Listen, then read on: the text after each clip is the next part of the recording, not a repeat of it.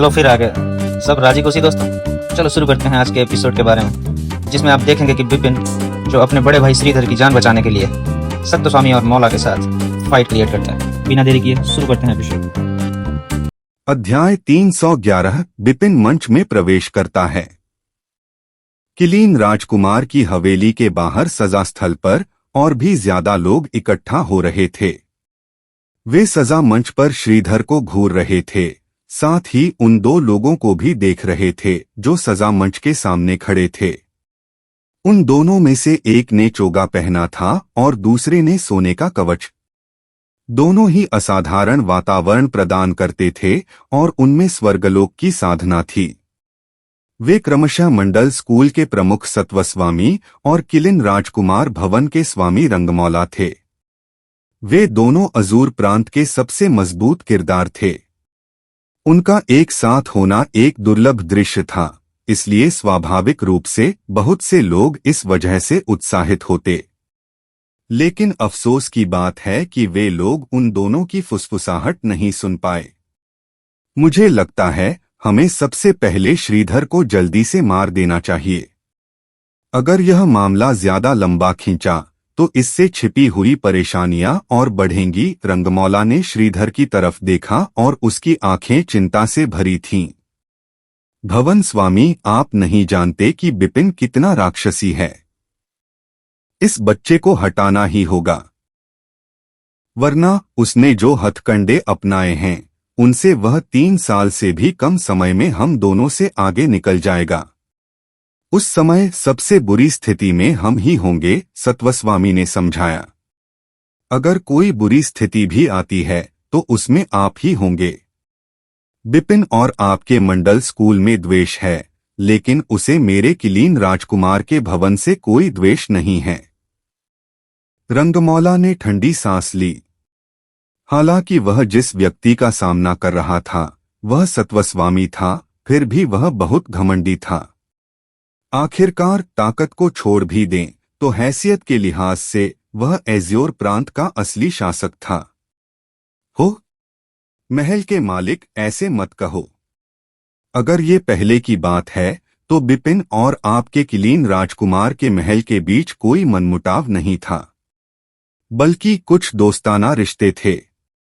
लेकिन वर्तमान अतीत से अलग है। तुम बिपिन के कट्टर बड़े भाई को मारने जा रहे हो। उसके स्वभाव के कारण अगर उसने बदला लिया तो तुम्हारे किलीन राजकुमार का भवन निश्चित रूप से मेरे मंडल स्कूल से भी ज्यादा दयनीय स्थिति में होगा, सत्वस्वामी ने व्यंग्यात्मक लहजे में कहा।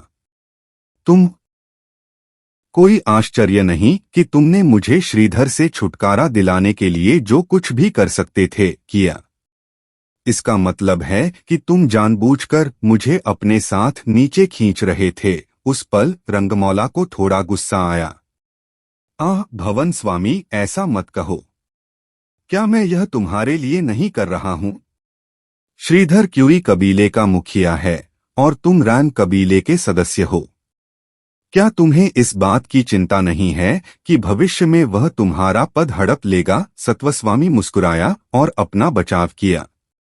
तो क्या तुम यह यकीन करने की हिम्मत रखते हो कि बिपिन जरूर आएगा और श्रीधर को बचाएगा? क्या वह सचमुच इस स्थिति के प्रति मूर्ख होगा और अपनी जान देने के लिए आगे आएगा? रंगमौला को कुछ संदेह हुआ। बिपिन की जांच पड़ताल के बाद मेरी समझ से वह ऐसा ही व्यक्ति है। लेकिन यह मत कहो कि वह मूर्ख है, क्योंकि वह एक छोटा सा राक्षस है जिसके पास कई चालें हैं। अगर तुम और मैं यहाँ पहरा भी दो तो भी हम लापरवाह नहीं हो सकते, सत्वस्वामी मुस्कुराया और बोला। महामहिम, यह तो बुरा है। ठीक उसी समय राजकुमार के भवन का एक गार्ड घबराया हुआ चेहरा लिए दौड़ता हुआ आया। यह क्या है? यह देखकर रंगमौला की भौहें हल्के से सिकुड़ गईं। लॉर्ड रंगराज गायब हो गए हैं और उनके द्वारा पाले गए भयंकर जानवर को किसी ने मार दिया है, गार्ड ने घबराकर उत्तर दिया। तुम कूड़े के ढेर हो। अगर तुम एक इंसान का भी ख्याल नहीं रख सकते तो तुम्हें यहाँ रखने का क्या मतलब है? ये शब्द सुनकर रंगमौला का चेहरा तुरंत बदल गया और ऐसा कहते हुए वह जाने वाला था। तुम कहाँ जा रहे हो? यह देखकर सत्वस्वामी ने जल्दी से उसका रास्ता रोक लिया। जाहिर है बेटे को ढूंढना है। वह मेरा इकलौता बेटा है और मैं उसके साथ कोई अनहोनी नहीं होने दूंगा, रंगमौला ने जवाब दिया। तुम अभी ऐसा नहीं कर सकते। इस समय तुम कैसे जा सकते हो? शायद यह बिपिन की बाघ को पहाड़ से दूर ले जाने की योजना है, सत्वस्वामी ने कहा। ये बातें सुनकर रंगमौला और भी चिंतित हो गया। उसने गुस्से से कहा, तो मुझे उसे और भी ढूंढना होगा। अगर मेरे बेटे को कुछ हो गया तो क्या तुम उसकी जिम्मेदारी लोगे? अगर श्रीधर को बिपिन बचा लेता है और जब वे दोनों कई सालों बाद वापस आते हैं तो मरने वालों में सिर्फ तुम्हारा बेटा ही नहीं होगा, बल्कि तुम्हारा पूरा किलिन राजकुमार का भवन और मेरा पूरा मंडल स्कूल भी होगा। इसके अलावा हो सकता है कि बिपिन ने आपकी बेटे न छीन ली हो। भवन स्वामी, मैं आपसे वर्तमान स्थिति को स्पष्ट रूप से समझने का अनुरोध करता हूँ। सत्वस्वामी के हाव भाव गंभीर थे और उन्होंने हर एक शब्द और वाक्य से रंगमौला को याद दिलाया। उस पल रंगमौला थोड़ा हिल गया। अजूर प्रांत का शासक होने के नाते वह स्वाभाविक रूप से यह तय कर सकता था कि कौन ज्यादा महत्वपूर्ण है। अंत में उसने अपने दिल की बेचैनी को सहा और चुपचाप दोपहर के आने का इंतजार करते हुए वहीं रुक गया। चुपचाप बिपिन के आने का इंतजार करता रहा। हालांकि धीरे धीरे समय बीतता गया और बिपिन शुरू से आखिर तक कभी प्रकट नहीं हुआ। इससे रंगमौला और सत्वस्वामी बेचैन हो गए, क्योंकि उन्हें सबसे ज्यादा डर बिपिन के प्रकट न होने का था। अगर वह प्रकट होता तो उन्हें 90% यकीन था कि वे बिपिन को मार सकते थे और छिपी हुई बीमारी को दूर कर सकते थे।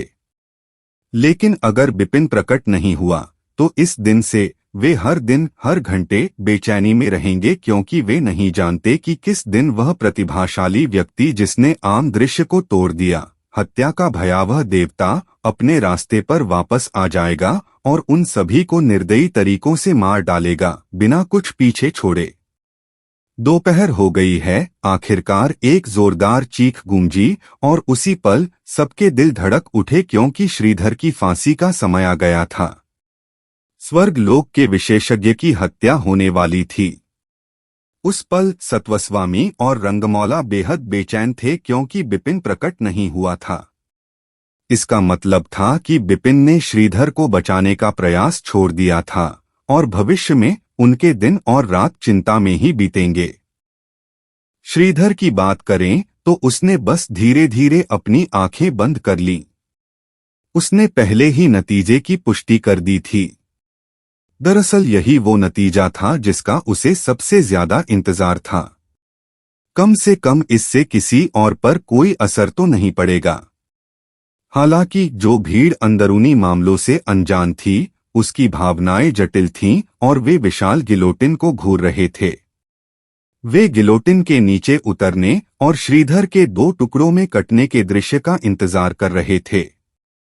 महल के स्वामी उसी क्षण सिर काटने के लिए जिम्मेदार व्यक्ति ने रंगमौला की ओर अपनी नजर डाली।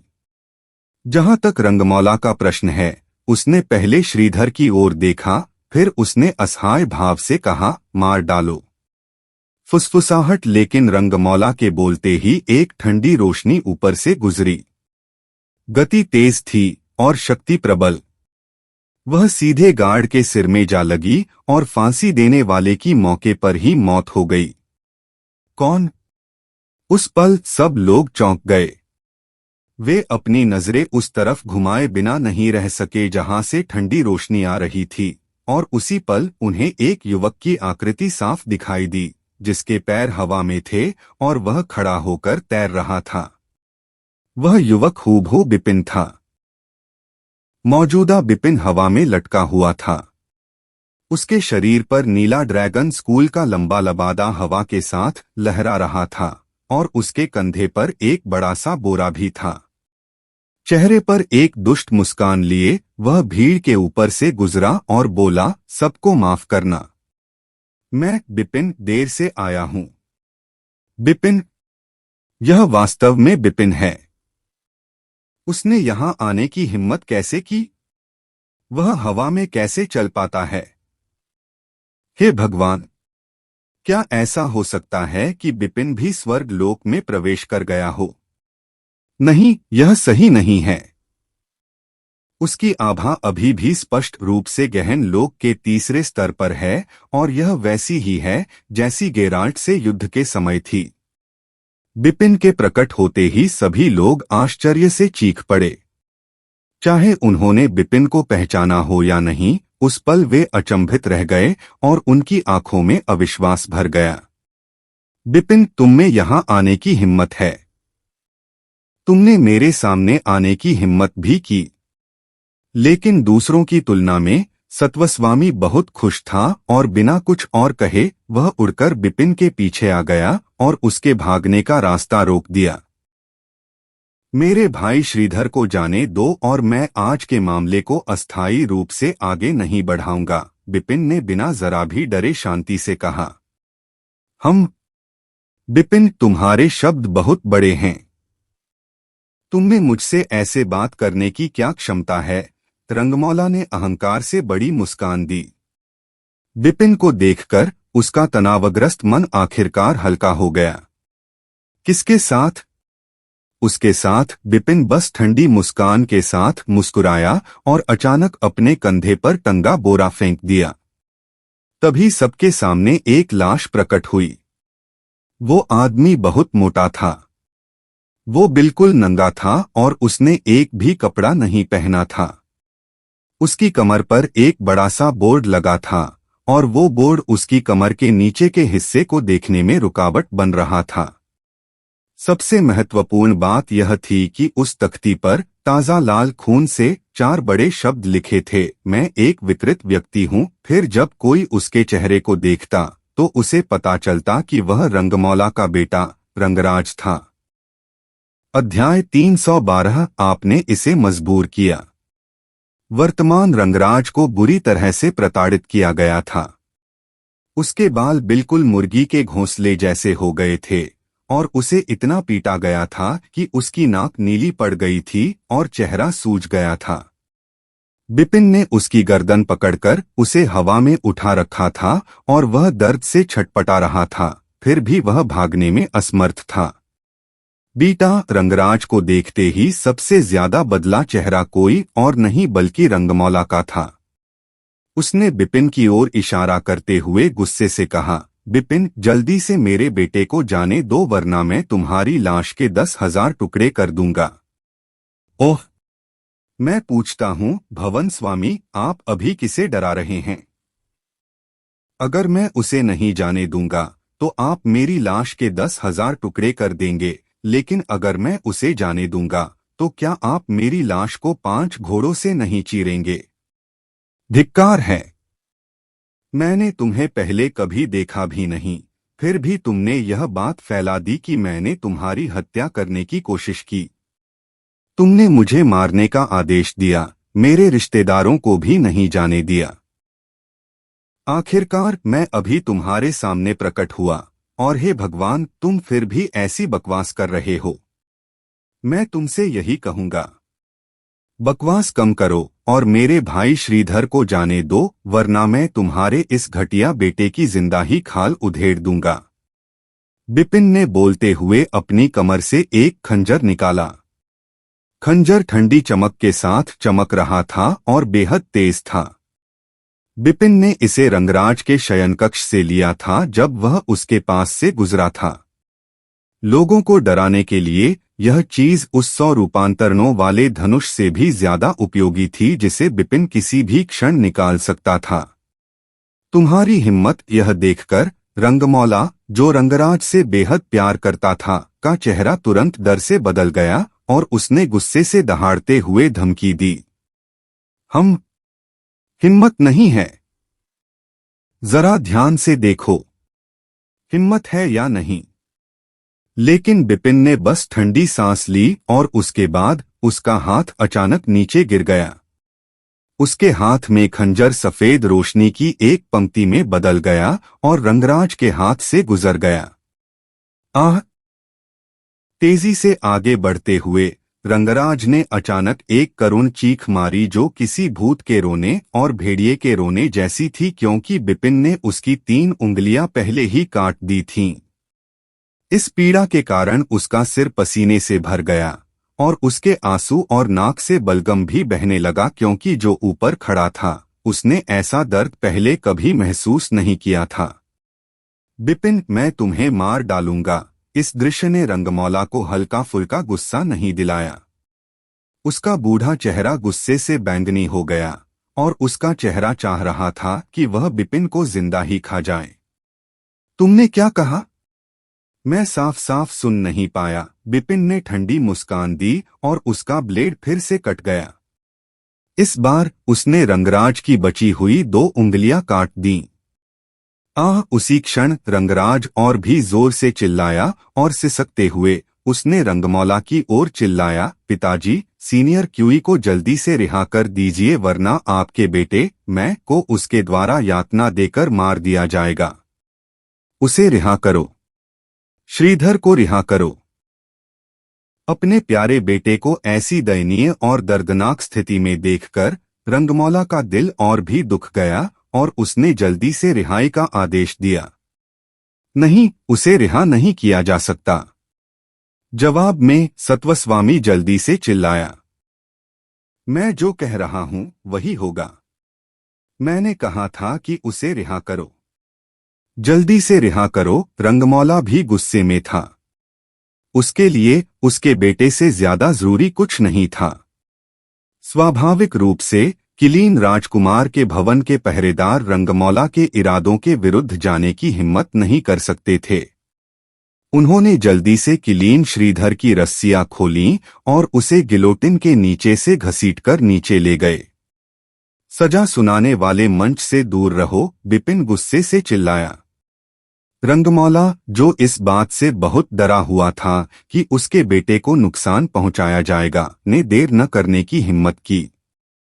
उसने जल्दी से सजा सुनाने वाले मंच पर मौजूद सभी लोगों को वहां से चले जाने का आदेश दिया और खुद भी जल्दी से सजा सुनाने वाले मंच से चला गया। जब सभी लोग सजा सुनाने वाले मंच और खुद से दूर हो गए, तभी बिपिन ने रंगराज को एक हाथ से थामा और सजा सुनाने वाले मंच पर पहुंचे। उस पल बिपिन को सचमुच एहसास हुआ कि श्रीधर कितना कमजोर था। यह देखा जा सकता था कि इन दिनों में उसे कोई कम कष्ट नहीं सहना पड़ा था। कम से कम वर्तमान श्रीधर में जरा भी युद्ध शक्ति नहीं बची थी।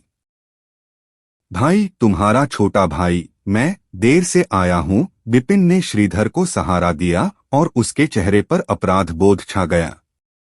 अरे साले, मुझे पता था तू आएगा, पर अभी ऐसा नाटक करने का वक्त नहीं है। तू आ ही गया है तो मुझे जिंदा बाहर निकालना ही होगा, वरना मैं भूत भी बन जाऊं तो भी माफ नहीं करूंगी। श्रीधर बहुत कमजोर था, लेकिन वह बहुत खुश था, क्योंकि कम से कम इसका मतलब तो यही था कि उसने पहले बिपिन की मदद यूं ही नहीं की थी। उसने श्रीधर ने गलत इंसान को नहीं चुना था। चिंता मत करो, अगर तुम भूत भी बन गए तो मैं तुम्हारे साथ हूं, तुम्हारा छोटा भाई जो तुम्हारे साथ आएगा। बिपिन शांति से मुस्कुराया, फिर उसकी नजरें असामान्य रूप से तेज हो गईं। उसने पहले भीड़ पर नजर दौड़ाई, फिर उसकी नजर हवा में खड़े सत्वस्वामी पर पड़ी और उसने जोर से कहा, हटो।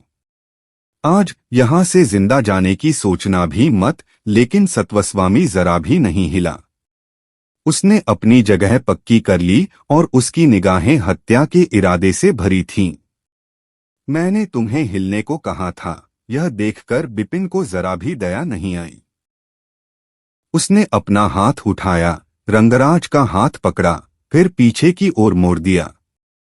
एक झटके से रंगराज का हाथ वी आकार में आ गया। धिक्कार है सत्वस्वामी, जल्दी से भाग जाओ। रंगराज दर्द से मुंह बना लिया और उसने गुस्से में और जोर से गाली दी। सत्वस्वामी हटो, यह आदेश है। उसी समय रंगमौला, जो अपने बेटे से प्यार करता था और बेहद चिंतित था, उसने भी सत्वस्वामी पर दहाड़ लगाई। रंगमौला के इस बर्दस्त रवैये का सामना करते हुए सत्वस्वामी की भौहें तन गईं और वह एक मुश्किल स्थिति में फंस गया। लेकिन अंत में उसने फिर भी सहयोग किया और न केवल उसने अपना सीलिंग दबाव वापस ले लिया, बल्कि आज्ञाकारी ढंग से एक तरफ हट भी गया। यह देखकर बिपिन ने एक हाथ से श्रीधर को सहारा दिया और दूसरे हाथ से रंगराज को कसकर पकड़ लिया। उसके बाद उसके पैरों के नीचे एक तेज रोशनी कौंधी और वह एक उल्कापिंड की तरह तेजी से बाहर निकल आया। वह पागलों की तरह दूर क्षितिज की ओर भागा और जिस दिशा में वह भाग रहा था वह थी 100 मोरों वाली घाटी। छोड़ना चाहते हो? यह इतना आसान नहीं होगा। उसी समय रंगमौला और सत्वस्वामी लगभग एक ही समय में आगे बढ़े और उनकी गति बिपिन से भी तेज थी, क्योंकि वे उसका पीछा कर रहे थे। हे भगवान! बिपिन ने वास्तव में अपनी शक्ति से श्रीधर को बचा लिया है। इस लड़के में इतनी हिम्मत है कि वह आसमान को भी ढक सकता है। लेकिन बात यह है कि वह अपनी साधना से हवा में भी चल सकता है, तो क्या यह संभव है कि उसे शाही आकाश ऋषि की विरासत मिली हो? बिपिन और अन्य लोगों के चले जाने के बाद मूल रूप से पूरी तरह से शांत सजा स्थल पर अचानक शोरगुल मच गया और हर कोई उस दृश्य को देखकर स्तब्ध रह गया जो अभी अभी हुआ था। बिपिन, जो सिर्फ 16 साल का एक युवक था, हिम्मत करके किलिन राजकुमार के भवन के सजाएखाने में घुस आया और अपनी शक्ति से 2 स्वर्ग क्षेत्र विशेषज्ञों, किलिन राजकुमार के भवन के स्वामी रंगमौला और मंडल स्कूल के प्रमुख सत्वस्वामी के हाथों से श्रीधर को छीन लिया। यह बात किसी किंवदंती जैसी लग रही थी। यद्यपि बिपिन ने यह सब करने के लिए विशेष तरीकों पर भरोसा किया, लेकिन विशुद्ध रूप से वह संसाधनशीलता, वह बहादुरी, वह ताकत बहुत से लोगों में नहीं पाई जा सकती थी। इसलिए उस समय बड़ी संख्या में लोगों को यह महसूस नहीं हुआ कि बिपिन कोई अधर्म कर रहे हैं, बल्कि कई लोगों ने उनकी प्रशंसा की, खासकर युवा पीढ़ी ने। कुछ लोगों ने तो उन्हें अपना आदर्श भी बना लिया, क्योंकि बिपिन के वर्तमान कार्य कुछ ऐसे थे जिनके बारे में वे सपने तो देखते थे, लेकिन हिम्मत नहीं जुटा पाते थे और नहीं कर पाते थे। बिपिन की हरकतों से लोग सदमे में थे। वह अपनी जान बचाने के लिए हवा में भाग रहा था। भागते हुए वह सत्वस्वामी की ओर, जो उसके करीब आ रहा था, चिल्लाया, अगर तुम मेरा पीछा करते रहे तो क्या तुम्हें लगता है कि मैं रंगराज को मार डालूंगा? मार डालो, आगे बढ़ो और मार डालो। सत्वस्वामी न केवल डरा नहीं, बल्कि उसने ठंडे शब्दों से उसका मजाक भी उड़ाया। रंगमौला, उसे कहो कि वह पीछे हट जाए, वरना मैं तुम्हारे बेटे को यहीं मार डालूंगा। बिपिन जानता था कि सत्वस्वामी को रंगराज के जीवन और मृत्यु की परवाह नहीं है, इसलिए उसने अपनी नजर रंगमौला की ओर डाली, जो सत्वस्वामी के पीछे था। महल के स्वामी, इस लड़के से डरो मत। आज इसे भागने नहीं देना चाहिए, वरना भविष्य की मुसीबतें कभी खत्म नहीं होंगी। उस समय यह सिर्फ आपके बेटे की मौत नहीं, बल्कि पूरे कुल की मौत होगी। यह देखकर सत्वस्वामी ने भी जल्दी से आग्रह किया और बोलते बोलते बिपिन के पास पहुंचता गया। साथ ही भयानक स्वर्गलोक का दबाव भी बिपिन को छुप छुप कर घेरने लगा। सत्वस्वामी की सलाह सुनकर रंगमौला भी हिचकिचाने लगा।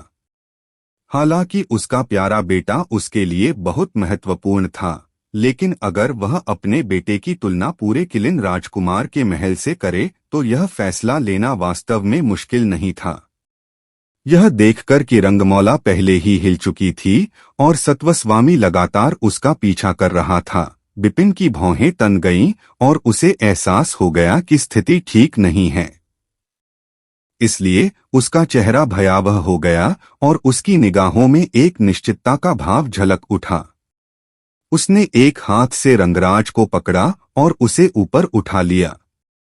उसके बाद उसकी हथेली से निरंतर गहन शक्ति की धाराएं उमड़ पड़ी और उसने सत्वस्वामी और रंगमौला से उग्र स्वर में कहा, तुम दोनों ने मुझे इसके लिए मजबूर किया है।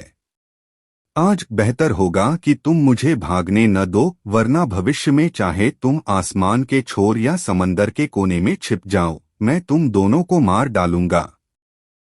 यह कहते हुए बिपिन ने अचानक अपनी हथेली कस ली और रंगराज के शरीर में भयानक गहन शक्ति उमड़ पड़ी। वह फूलकर बड़ा होता गया और अंत में एक जोरदार विस्फोट के साथ रंगराज खून की धुंध में बदल गया जो हवा में तैरने लगा। अध्याय 313 राक्षसी पंख। हवा में खून की ताजा लाल धुंध तैर रही थी और विकृत रंगराज पूरी तरह से मर चुका था। बिपिन ने उसे बचने का एक भी मौका नहीं दिया। उस क्षण रंगमौला और सत्वस्वामी दोनों आश्चर्यचकित रह गए और वे बिपिन की कार्रवाई से चकित थे। सत्वस्वामी ने कभी इसकी उम्मीद नहीं की होगी। उसने कभी नहीं सोचा होगा कि बिपिन ने सचमुच रंगराज को मारने की हिम्मत की होगी, क्योंकि आखिरकार रंगराज ही बिपिन की सुरक्षा का एकमात्र हथियार था। रंगमौला के लिए यह कहना कि उसकी प्रतिक्रिया सबसे ज्यादा थी, सबसे सटीक वर्णन था। जिस बेटे से वह इतना प्यार करता था, जिसे वह अपनी अनमोल चीज समझता था, उसे उसी पल किसी ने मार डाला। उसे इस तरह मारा गया कि उसकी लाश या कोई अवशेष भी नहीं बचा। वह भला कैसे शांत रह सकता था? बिपिन, मैं तुम्हारी लाश को 10,000 टुकड़ों में काट दूंगा। अचानक रंगमौला आसमान की ओर गरजा और उसकी भयंकर गर्जना गर्जने के साथ साथ जानवरों के राजा की आवाज जैसी भी थी। हवा भी उसके कंपन से हल्की सी कांप उठी, मानो किसी भी पल ढह जाएगी। मीलों तक फैले पक्षी और जानवर बेतरतीब दिशाओं में भागते और उड़ते रहे। उसी समय भयानक स्वर्गीय दबाव की 2 लहरें आकाश और धरती को ढंकती हुई बाहर निकलीं। यह स्वर्गीय शक्ति के जमावड़े का दबाव था। वह विशेष शक्ति हवा में उमड़ रही थी और साफ देखा जा सकता था कि हवा भी थोड़ी कांप रही थी, मानो वह उस क्रूर शक्ति की लहर से डरी हुई हो। अरे, स्वर्ग का दबाव सचमुच बहुत ज्यादा है। दबाव पड़ने से पहले ही बिपिन को उस जबरदस्त ताकत का एहसास हो गया था। उसका खून भी उबल रहा था और उसके अंग ऐंठ रहे थे। उसके पूरे शरीर की हड्डियां चरमरा रही थीं और ऐसी आवाजें आ रही थीं मानो उसका पूरा शरीर बिखर जाएगा। यद्यपि वर्तमान बिपिन ने एकगी की शक्ति उधार ली थी और वह गहन क्षेत्र के तीसरे स्तर का विशेषज्ञ था, लेकिन जब उसे स्वर्ग क्षेत्र में शक्तिशाली लोगों का सामना करना पड़ा तो उसे वास्तव में महसूस हुआ कि वह कितना कमजोर था, इस हद तक कि वह उनसे एक भी वार नहीं झेल सकता था। बिपिन को जरा भी संदेह नहीं था कि अगर दबाव की 2 लहरें बिना किसी और तरीके के सिर्फ दबाव से उस पर हमला कर दें तो वह उसे जिंदा ही कुचल सकती है। उसे इस कदर कुचला जा सकता है कि उसकी हड्डियां चूर्ण में बदल जाएं और वह खून का धुआं बन जाए। लेकिन बिपिन बेवकूफ नहीं था। रंगराज को मारने के लगभग उसी समय उसने एकगी से नाता जोड़ लिया था और अपना शरीर एकगी को सौंप दिया था। इसलिए जब बिपिन की पुतलियां सिकुड़ गईं, तो उसका शरीर पूरी तरह से एकगी के कब्जे में आ चुका था। महल के स्वामी, इसे मत मारो और इसे जिंदा छोड़ दो। इस बिपिन के शरीर में बहुत सारे राज छिपे हैं और न सिर्फ इसके पास हवा में चलने का शारीरिक कौशल है, बल्कि मुझे डर है कि इसने किंवदंतियों से गुप्त कौशल भी सीखे होंगे। आइए पहले पता लगाएं कि इसके क्या राज हैं, फिर धीरे धीरे इसे यातना देकर मार डालें। उस पल सत्वस्वामी मन ही मन रंगमौला को एक मानसिक संदेश भेज रहा था और उसे लग रहा था कि बिपिन की नन्ही सी जान पूरी तरह से उसके हाथ में आ चुकी है। उसके लालची दिल ने बिपिन के शरीर पर मौजूद गुप्त कौशल पर निशाना साधा। हम ये शब्द सुनकर रंगमौला जो पहले गुस्से की ज्वाला में था, थोड़ा समझदार हो गया। स्वाभाविक रूप से वह बिपिन को इसकी कीमत चुकाने देने वाला था, लेकिन साथ ही वह बिपिन के शरीर से विशेष विधियां भी प्राप्त करना चाहता था। इससे उसके कुलीन राजकुमार के भवन और उसके लिए बहुत लाभ होगा।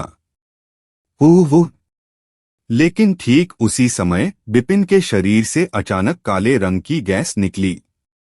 गैस का रंग आसमान को ढकने वाले काले बादल जैसा था। साथ ही उसके साथ भूतों के रोने और भेड़ियों के गर्जने जैसी आवाजें और हड्डियों को चीर देने वाली ठंडक भी थी। वह ठंडक बर्फीली तो नहीं थी, पर अवर्णनीय रूप से अजीब थी। सबसे खास बात यह थी कि काले रंग की गैस के प्रकट होने के बाद बिपिन का आभामंडल तेजी से बढ़ा और पहले से कई गुना ज्यादा तेज हो गया। यह एहसास बहुत अजीब है। ऐसा लग रहा है जैसे दुनिया की सारी काली ऊर्जा यहां इकट्ठा हो रही है। क्या बिपिन के शरीर में कोई राक्षस है? इस बदलाव का सामना करते हुए सत्वस्वामी और रंगमौला के हाव भाव भी काफी बदल गए और वे डर गए। ऐसा इसलिए था क्योंकि उस पल बिपिन से जो आभा निकल रही थी वह बहुत अजीब थी। यह ऐसी चीज नहीं थी जो इंसानों में होनी चाहिए। यहां तक कि क्रूर भयंकर जानवरों या राक्षसी जानवरों में भी ऐसी भयावह आभा नहीं होती। स्विश! जिस क्षण रंगमौला और सत्वस्वामी को झटका लगा, बिपिन का शरीर अचानक आगे की ओर उछला और वह प्रकाश की एक किरण बन गया। काले रंग की गैस के साथ वह दूर क्षितिज की ओर तेजी से उड़ गया। उसकी गति इतनी तेज थी कि बस मुंह बांध लेना ही था। यह उस बिपिन से कई गुना ज्यादा तेज था जो पहले शाही आकाश तकनीक का इस्तेमाल कर रहा था। जल्दी से पीछा करो, वह भाग नहीं पाएगा। मार डालो उसे, अभी मार डालो उसे। उसे जिंदा नहीं छोड़ा जा सकता। उस पल सत्वस्वामी और रंगमौला डर गए क्योंकि काले रंग की गैस के अंदर उन्हें अभूतपूर्व भय का एहसास हुआ। उस खतरनाक एहसास ने रोंगटे खड़े कर दिए और हड्डियां कांप उठीं, जिससे उन्हें ठंडा पसीना छूटने लगा। जब बिपिन के शरीर से ऐसी अजीबोगरीब गैस निकली तो स्वाभाविक रूप से वे बेहद घबरा गए। उन्होंने बिपिन को अभी मार डालने का निश्चय कर लिया। वे उसे सांस लेने या स्थिति को बदलने का कोई मौका नहीं दे सकते थे क्योंकि उन्हें सचमुच नहीं पता था कि उस युवक के शरीर में स्वर्ग को चुनौती देने वाले कौन से तरीके छिपे हैं। लेकिन समय बहुत देर हो चुकी थी और काले रंग की गैस पहले से ही संघनित होने लगी थी और यह विशाल काले रंग के पंखों की एक जोड़ी बन गई जो बिपिन की पीठ से फैली हुई थी। काले रंग के पंख बिपिन के शरीर से कई गुना बड़े थे। एक पंख तो दर्जनों मीटर लंबा था और काले पंखों से भरा हुआ था। पंखों के अलावा उन्हें काले रंग की गैस ने घेर रखा था और ऐसा लग रहा था जैसे आग की लपटें उठ रही हों। सबसे खास बात यह थी कि काले रंग के पंख दिखाई देने के बाद हर फड़फड़ाहट के साथ एक प्रचंड तूफान पैदा होता था। इस अजीब तूफान ने न सिर्फ बिपिन की आगे बढ़ने की गति बढ़ा दी बल्कि रंगमौला और सत्वस्वामी को भी रोक दिया। अरे, क्या ये मुमकिन है कि ये लड़का इंसान न हो? उसके पास इतनी अजीबोगरीब ताकतें कैसे हो सकती हैं? क्या ये तरीके भी इंसानों के पास होते हैं? सत्वस्वामी, जो पहले भी खुशी से बातें कर रहा था, अब अपनी पुरानी जिंदगी का पूरा मजा लूट रहा था।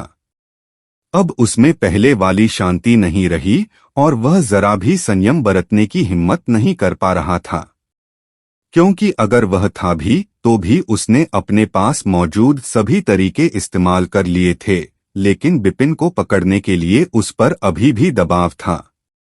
उस समय बिपिन धीरे धीरे उससे पीछे छूट रहा था और उसकी गति और भी तेज होती जा रही थी। साले, रुक! आज मैं तेरी जिंदा खाल उधेड़ दूंगा। सत्वस्वामी की तुलना में रंगमौला पहले से ही क्रोधित अवस्था में था। दबा हुआ क्रोध उसके शरीर और हृदय में फिर से भर गया। ऐसा इसलिए था क्योंकि वह इसे बर्दाश्त नहीं कर सकता था। वह यह बर्दाश्त नहीं कर सकता था कि उसके बेटे को उसके सामने मार दिया जाए। फिर भी वह बस देखता रह गया कि हत्यारा इतनी अहंकारी तरीके से कैसे चला गया, जबकि वह पूरी तरह से शक्तिहीन था। उसे बिपिन को मारना ही था। बहुत ताकतवर। तो ये है एकगी की ताकत। एकगी, तुम कुछ ज्यादा ही ताकतवर हो क्या? उसी समय बिपिन भी एकगी के तरीकों से दंग रह गया, क्योंकि उस समय उसने जो तरीका दिखाया वह उसकी इंपीरियल स्काई तकनीक से कई गुना अधिक असाधारण था, और यह एक साथ चर्चा करने योग्य भी नहीं था। हालांकि उसका शरीर एकगी के नियंत्रण में था, बिपिन को अब भी लग रहा था कि स्वर्ग के दो विशेषज्ञ एकगी से बहुत दूर छूट रहे हैं। उनके बीच की दूरी और भी बढ़ती जा रही थी। कम से कम गति के मामले में वे स्पष्ट रूप से एकगी का मुकाबला नहीं कर पा रहे थे। लेकिन ठीक उसी समय एकगी के नियंत्रण में बिपिन ने अचानक अपना मुंह खोला और मुंह भर खून थूक दिया। बिपिन के शरीर के चारों ओर फैली काली गैस भी तुरंत कम हो गई। एकगी, क्या तुम ठीक हो? यह देखकर बिपिन तुरंत घबरा गया, क्योंकि वह जानता था कि एकगी के साथ कुछ हुआ है। अरे, मैं इस अवस्था को ज्यादा देर तक नहीं झेल सकता, और तुम्हारा शरीर मेरे राक्षसी पंखों को भी नहीं झेल सकता, एकगी ने कड़वाहट से कहा। तो जल्दी से रुक जाओ, मुझे फिर से अपने शरीर पर नियंत्रण करने दो। बिपिन को एहसास हुआ कि स्थिति बिगड़ गई है, इसलिए वह जोर से चिल्लाने लगा। वह अपने शरीर पर फिर से नियंत्रण पाना चाहता था, और वह एकगी को संघर्ष जारी रखने के लिए अपनी जान जोखिम में नहीं डालने देना चाहता था। अध्याय 314 अपवाद के रूप में मदद करना। नहीं, अगर मैं तुम्हारा शरीर तुम्हें वापस दे दूं, तो क्या तुम उनके हाथों से बच पाओगे? अगर तुम उनके हाथ लग गए तो तुम और मैं दोनों मर जाएंगे। चूंकि मौत या तो बाएं या दाएं है, तो क्यों न मैं अपना सब कुछ उनके खिलाफ दांव पर लगा दूं। हालांकि एकगी ने बिपिन को अपना शरीर वापस लेने का मौका भी नहीं दिया। उसने बिना किसी हिचकिचाहट के अपने मुंह के कोने पर लगे खून को पोंछा, और उसकी आंखों में एक संकल्प की झलक दिखाई दी। उसके बाद दांत पीसते हुए उसने बिपिन के शरीर को नियंत्रित करना जारी रखा और अपनी पीठ पर लगे काले पंखों को आगे की ओर उड़ने के लिए उकसाने की पूरी कोशिश की। एकगी, तुम! उस पल बिपिन का दिल सचमुच दुख गया। उसे लग रहा था कि एकगी अपनी जान जोखिम में डाल रही है। वो ये सब उसके लिए कर रही है। हालांकि पूरी तरह से असहाय होकर एक औरत के पीछे छिपने का एहसास उसे बिल्कुल भी अच्छा नहीं लग रहा था। ऐसी स्थिति में एकगी की शक्ति लगातार कमजोर होती गई। उसके चारों ओर कुंडलित काले रंग की गैस धीरे धीरे कमजोर होती गई। गति में उसकी पूर्ण बढ़त भी कम होने लगी और अंततः पूरी तरह से गायब हो गई। न केवल वे अपने पीछे खड़े दो लोगों को दूर नहीं फेंक पाए, बल्कि जो दूरी असहजता से दूर हो गई थी वह धीरे धीरे कम होती जा रही थी। उस बदमाश की रफ्तार धीमी हो गई है। जल्दी करो, इस मौके का फायदा उठाओ और एक ही वार में उसे ढेर कर दो। हम उसे सांस लेने का जरा भी मौका नहीं दे सकते। सत्वस्वामी, जो पहले तो बेहद घबराया हुआ था, अचानक खुश हो गया जब उसने देखा कि बिपिन न सिर्फ अपनी पिछली भयानक गति खो चुका है, बल्कि हवा में डोलने भी लगा है, मानो अब गिर ही जाएगा। वह पागलों की तरह चिल्लाया और उसने अपने पूरे शरीर में मौजूद दिव्य शक्ति का इस्तेमाल करके बिपिन का पीछा किया। इस बार उसे भागने का कोई मौका मत देना। पहले मैं उसके 8 टुकड़े करूंगा, फिर उसकी लाश के 10,000 टुकड़े करूंगा, फिर उसे चीर डालूंगा, फिर उसे कुचलकर खून और झाग बना दूंगा। मौजूदा रंगमौला की आंखों में भयंकर क्रोध उमड़ रहा था और उसका पूरा शरीर हड्डियों को चीर देने वाली हत्या की भावना से भर रहा था। और बिना कुछ रोके उसने बिपिन का पीछा करने के लिए अपना सब कुछ दांव पर लगा दिया। आह! अचानक बिपिन के शरीर से खून का एक और घूंट निकला। उसी समय बिपिन के शरीर के पीछे लगे काले पंख भी तुरंत गायब हो गए और उसका शरीर सीधे नीचे पहाड़ी जंगल में गिरने लगा। क्या मैं सचमुच दो कमजोर इंसानों से हार जाऊंगा? यह तो बहुत मजेदार है।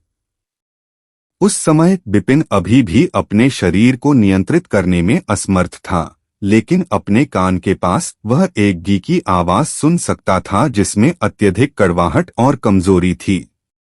अरे अरे! हालांकि वह कुछ नहीं कर सका क्योंकि एग्गी की चेतना पहले ही धुंधली हो चुकी थी और बिपिन के शरीर पर उसका नियंत्रण वापस नहीं आ सकता था।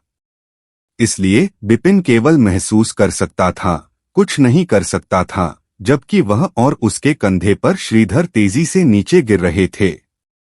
धमाका! अंततः बिपिन और श्रीधर पहाड़ी जंगल में उतरे और उस शक्तिशाली बल के कारण जमीन में एक बड़ा गड्ढा बन गया। इससे तेज धुआं निकला और जंगल में जंगली पक्षी तितर बितर हो गए और जंगली जानवर बेतरतीब दिशाओं में भाग गए। हाँ, साले, थकने का तो तुझे भी समय मिलता है। देखते हैं इस बार तू कहाँ बचता है। उसी समय सत्वस्वामी तेजी से उसके पीछे पीछे आया। नीचे उठते घने धुएं को देखकर वह असीम आनंद से भर गया, लेकिन अब वह जरा भी लापरवाही नहीं कर सकता था। उसने पहले अपने दबाव से नीचे की हर चीज को अपने घेरे में ले लिया और यह सुनिश्चित करने के बाद कि बिपिन का एकमात्र रास्ता बंद हो गया है, वह धीरे धीरे नीचे उतरा। फुसफुसाहट। ठीक उसी समय रंगमौला भी वहां पहुंच गया। गुस्से से भरकर वह सीधे घने धुएं में कूद गया और गुस्से से चिल्लाया, बिपिन, अपनी जान दे दो। रंगमौला ने अपनी बड़ी आस्तीन लहराई और विशाल धुएं को उड़ा दिया। हालांकि जब सब कुछ उनकी आंखों में समा गया, चाहे वह रंगमौला हो या सत्वस्वामी, दोनों के हाव भाव काफी बदल गए। उनके चेहरे पर अजीब से भाव उभर आए और उनका रूप असामान्य रूप से अद्भुत हो गया। ऐसा इसलिए हुआ क्योंकि उन्हें हैरानी हुई कि वहां एक बड़ा गड्ढा होने के बावजूद बिपिन की आकृति वहां नहीं थी। बिपिन वास्तव में वहां था ही नहीं और वह बिना किसी स्पष्टीकरण के गायब हो गया। वह व्यक्ति कहाँ है? वह व्यक्ति कहाँ है? वह कहाँ भाग गया? बाहर आओ! रंगमौला को पागलपन का थोड़ा सा एहसास हुआ और वह पागलों की तरह चीखने लगा। देखो, वहां शब्द हैं। ठीक उसी समय सत्वस्वामी कूद गया और अपनी उंगलियों से गहरे गड्ढे की ओर इशारा किया। सत्वस्वामी की उंगलियों के इशारे पर रंगमौला भी चौंक गया। गहरे गड्ढे में सचमुच 8 बड़े बड़े शब्द थे। ये 8 बड़े शब्द शक्तिशाली स्ट्रोक्स से लिखे गए थे और इनमें पूर्णता का भाव था। इन 8 शब्दों का सार था नीला ड्रैगन पर्वत श्रृंखला, जीवन और मृत्यु का युद्ध। यह उन 8 बड़े शब्दों को देखने के बाद सत्वस्वामी और रंगमौला ने पहले ठंडी हवा की सांस ली, फिर उसके बाद उन्होंने एक दूसरे को देखा और पाया कि उन दोनों की निगाहों में शून्यता, बेचैनी और भय समान रूप से उमड़ रहा था। हम क्या करें? क्या यह संभव है कि किसी ने बिपिन को बचा लिया हो? रंगमौला इस अचानक दृश्य से डर गया और तुरंत अपनी समझदारी वापस पा ली और अब वह पहले जैसा पागल नहीं रहा। ऐसा नहीं है। अगर वाकई कोई ज्यादा काबिल इंसान होता जो मदद करता, तो बिपिन को इतना बड़ा घेरा बनाने की जरूरत ही नहीं पड़ती। बिपिन ने जरूर हमारी दोनों आंखों को छुपाने के लिए कोई खास तरीका अपनाया होगा और भाग निकला होगा। आखिरकार उस बदमाश ने तो कई अकल्पनीय तरीके सीख लिए हैं, सत्वस्वामी ने समझाया। तो अब हमें क्या करना चाहिए? किलीन राजकुमार के भवन के स्वामी रंगमौला वास्तव में यह समझ नहीं पा रहे थे कि क्या करना चाहिए। हम और क्या कर सकते हैं? केवल एक ही रास्ता है जिस पर चला जा सकता है, और वह है एज्योर ड्रैगन स्कूल की ओर। सत्वस्वामी ने एज्योर ड्रैगन स्कूल की ओर अपनी नजर डाली। 2 दिन बाद 100 मोरों वाली घाटी में बादलों के गलियारों में श्रीधर ने उलझन में अपनी आंखें खोली। उसे अभी भी वह दृश्य याद था जिसमें बिपिन उसे अपनी पीठ पर लादकर भागते हुए पहाड़ी जंगल में गिर रहा था। बाद में जो दृश्य हुए उनके बारे में उसे जरा भी याद नहीं था। तुम जाग रहे हो? अचानक एक जानी पहचानी आवाज गूंजी। सिर उठाकर देखा तो वह उसका पुराना दोस्त था। इस हॉल का स्वामी, रहस्यमय विशेषज्ञ, नीला लबादाधारी विश्व प्रेतात्मवादी। बिपिन के बारे में क्या ख्याल है? वह कहाँ है? तुम्हें उसे बचाना चाहिए था, है ना? श्रीधर एक चेंग के साथ खड़ा हुआ और उसी क्षण उसका शरीर पूरी तरह से ठीक हो चुका था और वह उत्सुकता से बिपिन के निशान ढूंढ रहा था। चिंता मत करो, मैंने उसे पहले ही बचा लिया है, रहस्यमय विशेषज्ञ ने शांति से मुस्कुराते हुए कहा। है भाई अरविंदस्वामी, मुझे पता था कि तुम मुझे यूं ही मरने नहीं दोगे। ये शब्द सुनते ही श्रीधर के चेहरे पर मुस्कान आ गई। उसने पूछा, बिपिन कहाँ है? तुम उसे कहाँ ले गए? मैंने उसे ऐसी जगह भेज दिया जहां उसे जाना चाहिए था। रहस्यमय विशेषज्ञ शांति से बांस की बनी झूलती कुर्सी पर बैठ गया। उसने एक टूटा हुआ पंखा पकड़ा और खुद को हवा करने लगा। एक ऐसी जगह जहां उसे जाना चाहिए था। श्रीधर के चेहरे पर उलझन थी। मैं, अरविंदस्वामी ने एक बार शपथ ली थी कि मैं अजूर प्रांत के मामलों में हस्तक्षेप नहीं करूंगा और न ही अजूर प्रांत के मामलों में भाग लूंगा। मेरा लक्ष्य केवल दिव्य शरीर की खोज करना है। इस बार मैंने तुम्हें और बिपिन को बचाने के लिए जो नियम बनाए थे उन्हें तोड़ दिया। मैंने उसकी जान तुम्हारी खातिर नहीं बचाई, बल्कि इसलिए बचाई ताकि वह एक अच्छा पौधा बन सके। इस उम्र में ही उसमें इतनी प्रतिभा है। जब तक वह आगे बढ़ता रहेगा, उसकी भविष्य की उपलब्धियां दूसरे प्रांतों की युवा पीढ़ियों से कम नहीं होंगी। मुझे डर है कि एक दिन यह मेरे वंश के छोटे मोटे राक्षसों को भी मात दे देगा, क्योंकि इस लड़के के शरीर में किसी विशेष प्रकार की शक्ति प्रतीत होती है। वह क्या है, यह तो मैं भी पक्के तौर पर नहीं कह सकता। हालांकि मेरी नजर उस पर नहीं थी, बल्कि वह तुम्हें बचाने के लिए अपनी जान जोखिम में डालने को तैयार था। बहुत कम लोगों में ऐसा जज्बा होता है, इसलिए वह मेरी मदद के लायक था, अरविंदस्वामी ने इस तरह समझाया। उस पल श्रीधर बस हल्के से मुस्कुराया और उसने बिपिन के बारे में कुछ नहीं पूछा। वह अरविंदस्वामी के साथ कुछ सामान्य पारिवारिक मामलों पर बातचीत करने लगा। वह अरविंदस्वामी को समझ गया था। इस बार उसकी मदद वाकई एक अपवाद थी और बिपिन के लिए अरविंदस्वामी से ऐसी सराहना पाना इस बात का संकेत था कि बिपिन इस समय निस्संदेह सुरक्षित क्षेत्र में था। इसके साथ ही 100 मोरों की घाटी से बहुत दूर एक स्थान पर बिपिन ने अपनी आंखें खोलीं और अपने आसपास के वातावरण को देखते हुए अपने सूजे हुए और दर्द करते मस्तिष्क को रगड़ा। लेकिन अपनी आंखों के सामने सब कुछ साफ साफ देखने के बाद उसके चेहरे का रंग एकदम बदल गया और उसकी आंखें अचानक गोल हो गईं। उसकी आंखों में अविश्वसनीय आश्चर्य उमड़ आया और उसने अतुलनीय आश्चर्य से कहा, यह जगह कहाँ है? अध्याय 315 संसाधन खजाना।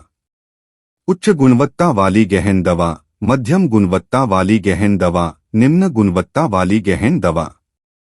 शीर्ष गुणवत्ता वाली मूल दवा, उच्च गुणवत्ता वाली मूल दवा, मध्यम गुणवत्ता वाली मूल दवा, कम गुणवत्ता वाली मूल दवा।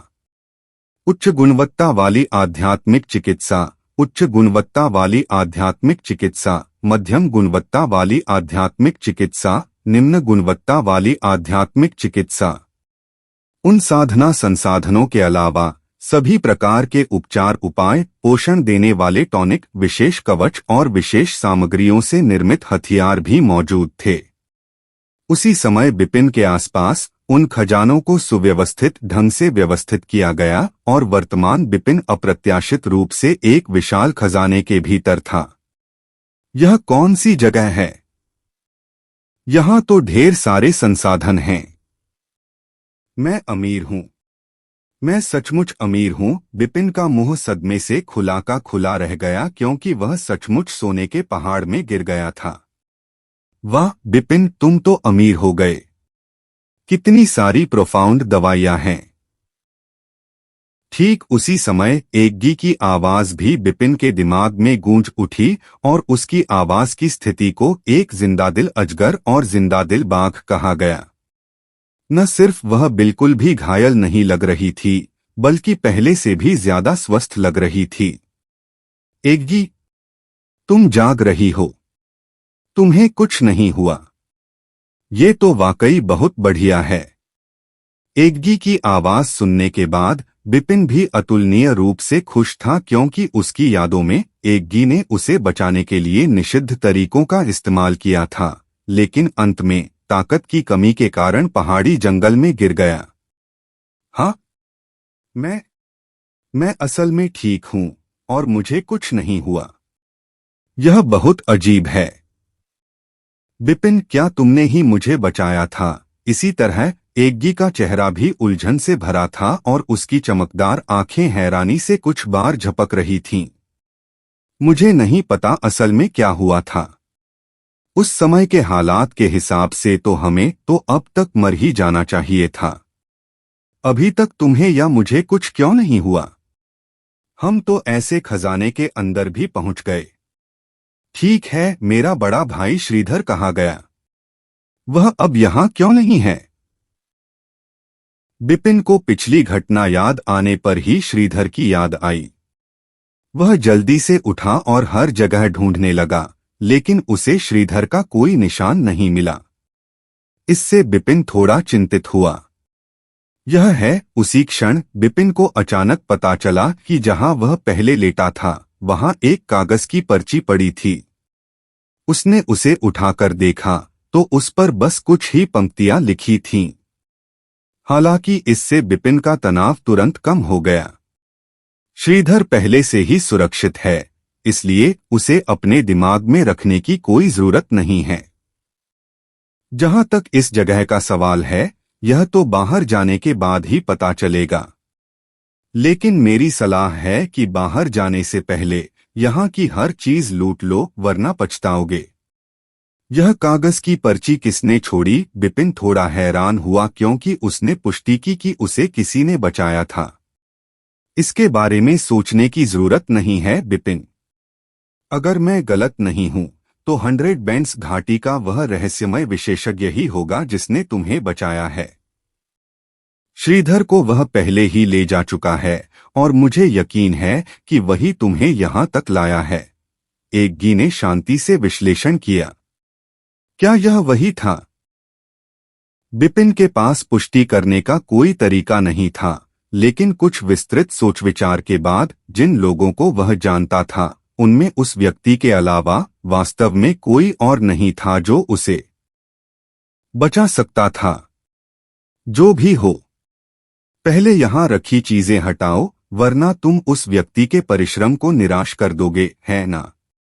बिपिन कोई नेक इंसान नहीं था और सिर्फ अपने और अपने आसपास के लोगों के लिए जीता था। इसलिए स्वाभाविक रूप से जब इतना मोटा मांस उसके मुंह के पास आता तो वह उसे जाने नहीं देता था। वह उठा और सबसे पहले एक दीवार की ओर बढ़ा क्योंकि उस दीवार पर जो चीजें घनीभूत रूप से लटकी हुई थीं, वे सब कॉस्मॉस सैक्स थीं। यदि बिपिन इतने सारे खजाने इकट्ठा करना चाहता था तो कॉस्मॉस सैक्स ऐसी चीज थी जिसे छोड़ा नहीं जा सकता था, और जाहिर है वहां पर कॉस्मॉस सैक्स बिपिन के लिए तैयार किए गए थे। बिपिन ने जरा भी देर नहीं की और खजाने इकट्ठा करने लगा जैसे तेज हवाएं बादलों को उड़ा ले जाती हैं। एक लहर में उसने वो चीजें इकट्ठी की जो वो इस्तेमाल कर सकता था और दूसरी लहर में वो चीजें जो वो इस्तेमाल नहीं कर सकता था। आखिर में उसने उन्हें 2 बड़े थैलों में बांटकर अपने कंधे पर डाल लिया। हालांकि थैले सिर्फ 2 थे, लेकिन उनके अंदर छोटे छोटे नाजुक कॉस्मॉस सैक भरे हुए थे। हर कॉस्मॉस सैक में खजाने भरे थे और इससे अंदाजा लगाया जा सकता था कि बिपिन के 2 बड़े थैलों में कितनी अच्छी चीजें इकट्ठी थीं। लेकिन फिर भी बिपिन ने खजाने से सारा खजाना नहीं छीना। बेशक जो चीजें उसने पीछे छोड़ दीं, वे बस ऐसी चीजें थीं जिन पर उसने ध्यान नहीं दिया, जैसे आध्यात्मिक औषधियां और आध्यात्मिक मनके। ये बिपिन के लिए कोई खास मददगार नहीं थीं, इसलिए अगर उन्हें न भी लिया गया होता तो भी कोई बात नहीं थी। है, इस बार तो काफी मुनाफा हुआ है। इतनी सारी गहन औषधियों के साथ शायद मैं भी गहन क्षेत्र में प्रवेश कर सकूं। वर्तमान बिपिन बेहद उत्साहित था। उसके छोटे से चेहरे पर मुस्कान सूरज से भी ज्यादा चमकदार थी। उसने जिंदगी में पहली बार इतनी गहरी औषधियां देखी थीं। बिपिन ने सार कुंड में साधना के 2 स्तरों को पार कर लिया और अब वह मूल क्षेत्र के 9वें स्तर पर पहुंच गया था। वह गहन क्षेत्र से केवल 1 कदम दूर था, लेकिन बिपिन जानता था कि उसके दांतियन में मौजूद अनेक दिव्य बिजली की प्रकृति के कारण गहन क्षेत्र में सफलतापूर्वक प्रवेश करने के लिए उसे एक बड़ी कीमत चुकानी होगी। पहले बिपिन काफी मुश्किल स्थिति में था, क्योंकि अगर उसे उस क्षेत्र में प्रवेश करने के लिए गहन औषधियों का इस्तेमाल करना होता तो उसे सचमुच बहुत बड़ी मात्रा में औषधियों की आवश्यकता होती। लेकिन उसकी मौजूदा मात्रा के साथ वह समस्या हल होती दिख रही थी। बिपिन को लगा कि भले ही वह सभी गहन औषधियों को परिष्कृत करने के बाद भी गहन क्षेत्र में प्रवेश न कर पाए, लेकिन यह बहुत दूर नहीं है। सफलता पाना बस समय की बात है। देखते हैं मेरे लिए इतने संसाधन किसने मुहैया कराए। बिपिन सब कुछ लूटकर जाने को तैयार हो गया। उसे पहले से ही यकीन था कि यह किसी खास ताकत का खजाना है, लेकिन वह यह नहीं जानता था कि वह कौन सी ताकत है जिसके पास इतने सारे संसाधन हैं। यद्यपि वहां आत्मा संरचना बहुत मजबूत थी, बिपिन की विधियों के साथ इसे खोलना काफी आसान था, क्योंकि वह अंदर से बाहर की ओर गया था। खजाने से बाहर निकलने के बाद बिपिन ने 4 परिचित आकृतियों को देखा जो घबराहट से भरे चेहरों के साथ उसके सामने खड़ी थीं। वे 4 बूढ़े लोग थे और उनमें से हर एक के बाल सफेद भूरे थे और वे ऊर्जावान थे। वे मंडल संप्रदाय के 12 रक्षकों में से थे। यह आप है। चारों रक्षक जल्दी से स्थिति का पता लगाने के लिए दौड़े, क्योंकि उन्होंने खजाने के बड़े दरवाजे खुलने की आवाज सुनी थी। बिपिन को देखते ही उनके चेहरे बिपिन से भी ज्यादा स्तब्ध थे। उसी क्षण बिपिन ने भी आखिरकार जो हुआ था उस पर प्रतिक्रिया दी। कोई आश्चर्य नहीं कि उस व्यक्ति ने पर्ची छोड़ी और कहा कि अगर बिपिन ने सब कुछ नहीं लूटा तो उसे पछताना पड़ेगा। उसकी बात वाकई सही थी। आखिरकार यह बिपिन के कट्टर दुश्मन मंडल स्कूल का खजाना था। तुम कमबख्त छोटे बदमाश, जैसे ही तुमने बाघ को पहाड़ से दूर भगाया, तुमने मेरे मंडल स्कूल के खजाने को लूटने का मौका ले लिया। आज हम तुम्हें मार डालेंगे। चारों बूढ़े लोगों के शरीर गुस्से से कांपने लगे और तुरंत वे बिपिन पर घातक हमले करने लगे। हालांकि बिपिन ने बस ठंडी सांस ली, क्योंकि उसे जरा भी डर नहीं था। एग्गी की शक्ति उसके पूरे शरीर में फैल गई थी। बिपिन पहले ही गहन क्षेत्र के 3रे स्तर में प्रवेश कर चुका था और एक विचार के साथ शून्य ड्रैगन के रोने का ब्लेड इस्तेमाल किया गया। धमाका आसमान से एक स्पष्ट दबाव बरसा और न सिर्फ चारों बूढ़ों के हमले पूरी तरह से बिखर गए, बल्कि उनके शरीर भी तुरंत चूर चूर हो गए। वे पहले ही मर चुके थे और उन्हें अपनी बची हुई चेतना को संघनित करने का कोई मौका नहीं मिला। तुम चारों जैसे बूढ़े कूड़े भी मुझे मारना चाहते हो? बिपिन ने घृणा से चारों बूढ़े लोगों की ओर एक नजर डाली, फिर वह बाहर चला गया। चलते चलते बिपिन को मंडल स्कूल के कुछ बुजुर्ग भी दिखाई दिए, लेकिन चूंकि चारों रक्षक भी बिपिन को हरा नहीं पाए थे, तो वे उसे कैसे रोक पाते। अंत में उनका भी यही अंत हुआ और बिपिन ने उन सभी को मार डाला। कुछ छोटी मोटी परेशानियों के बाद बिपिन आखिरकार संसाधन भंडार से बाहर निकल आया। उसी क्षण उसकी आंखों के सामने जो दिखाई दिया वह वास्तव में उस जमाने के 100 स्कूलों के सम्मेलन का आयोजन स्थल मंडल स्कूल था। अध्याय 316 उपहार लौटाना। खजाने से बाहर आकर उसने उस इलाके को छोड़ने की जल्दी नहीं की, बल्कि वह मंडल स्कूल के आसपास सावधानी से टहलता रहा, क्योंकि बाघ को पहाड़ छोड़ने के लिए फुसलाना शब्दों से उसे कुछ जानकारी मिल गई थी। वह यह देखना चाहता था कि बूढ़ा सत्वस्वामी मंडल स्कूल में वापस आया है या नहीं। अगर वह नहीं लौटा तो वह मंडल स्कूल में भारी अराजकता फैला सकता था, क्योंकि सत्वस्वामी के अलावा मंडल स्कूल में मौजूद बिपिन को कोई भी धमका या रोक नहीं सकता था। मुझे आश्चर्य है कि क्या लॉर्ड स्कूल हेड और अन्य लोग अब एज़्योर ड्रैगन स्कूल में पहुंचे हैं या नहीं, और युद्ध की स्थिति कैसी है। इस बार मेरे मंडल स्कूल के लगभग सभी विशेषज्ञ भेजे गए थे और वे सभी उच्च गुणवत्ता वाले सफेद सिर वाले चील पर सवार होकर गए।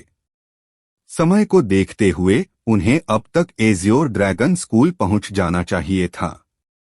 मुझे यकीन है कि एज़्योर ड्रैगन स्कूल को मेरे मंडल स्कूल ने पहले ही धूल चटा दी होगी, है ना? वे इसी लायक थे। वे बस मेरे मंडल स्कूल का विरोध करने की हिम्मत करके मरना चाहते हैं। बिपिन के बाहर निकलते ही उसने 2 मुख्य शिष्यों को अपने स्कूल के बारे में गर्व से इस तरह बात करते सुना मानो वे अपना गुस्सा निकाल रहे हों। सत्वस्वामी मेरे एज़्योर ड्रैगन स्कूल गया था। उसी क्षण बिपिन के हाव भाव बदल गए और उसकी भौहें सिकुड़ गईं। उसने एक संभावना के बारे में सोचा, एक ऐसी संभावना जो उम्मीद के दायरे में थी, पर जिसका होना वह नहीं चाहता था। इसलिए वह अब छिपता नहीं था। वह अचानक कोने से बाहर निकला, अपने सामने खड़े 2 मुख्य शिष्यों की ओर इशारा किया और जोर से कहा, तुम दोनों चुपचाप खड़े रहो। ये सब शोर कौन मचा रहा है? मंडल संप्रदाय के सभी शिष्य अहंकार के स्वामी थे। चलते समय वे अपना सिर नीचे नहीं झुकाते थे, बल्कि चाहते थे कि उनका चेहरा आसमान की ओर उठे। खासकर मुख्य शिष्य, उनका अहंकार बेकाबू था, तो वे किसी को इस तरह जोर से चिल्लाते हुए कैसे बर्दाश्त कर सकते थे। इसलिए क्रोध से भरे मन से दोनों शिष्यों ने अचानक अपने शरीर घुमा लिए।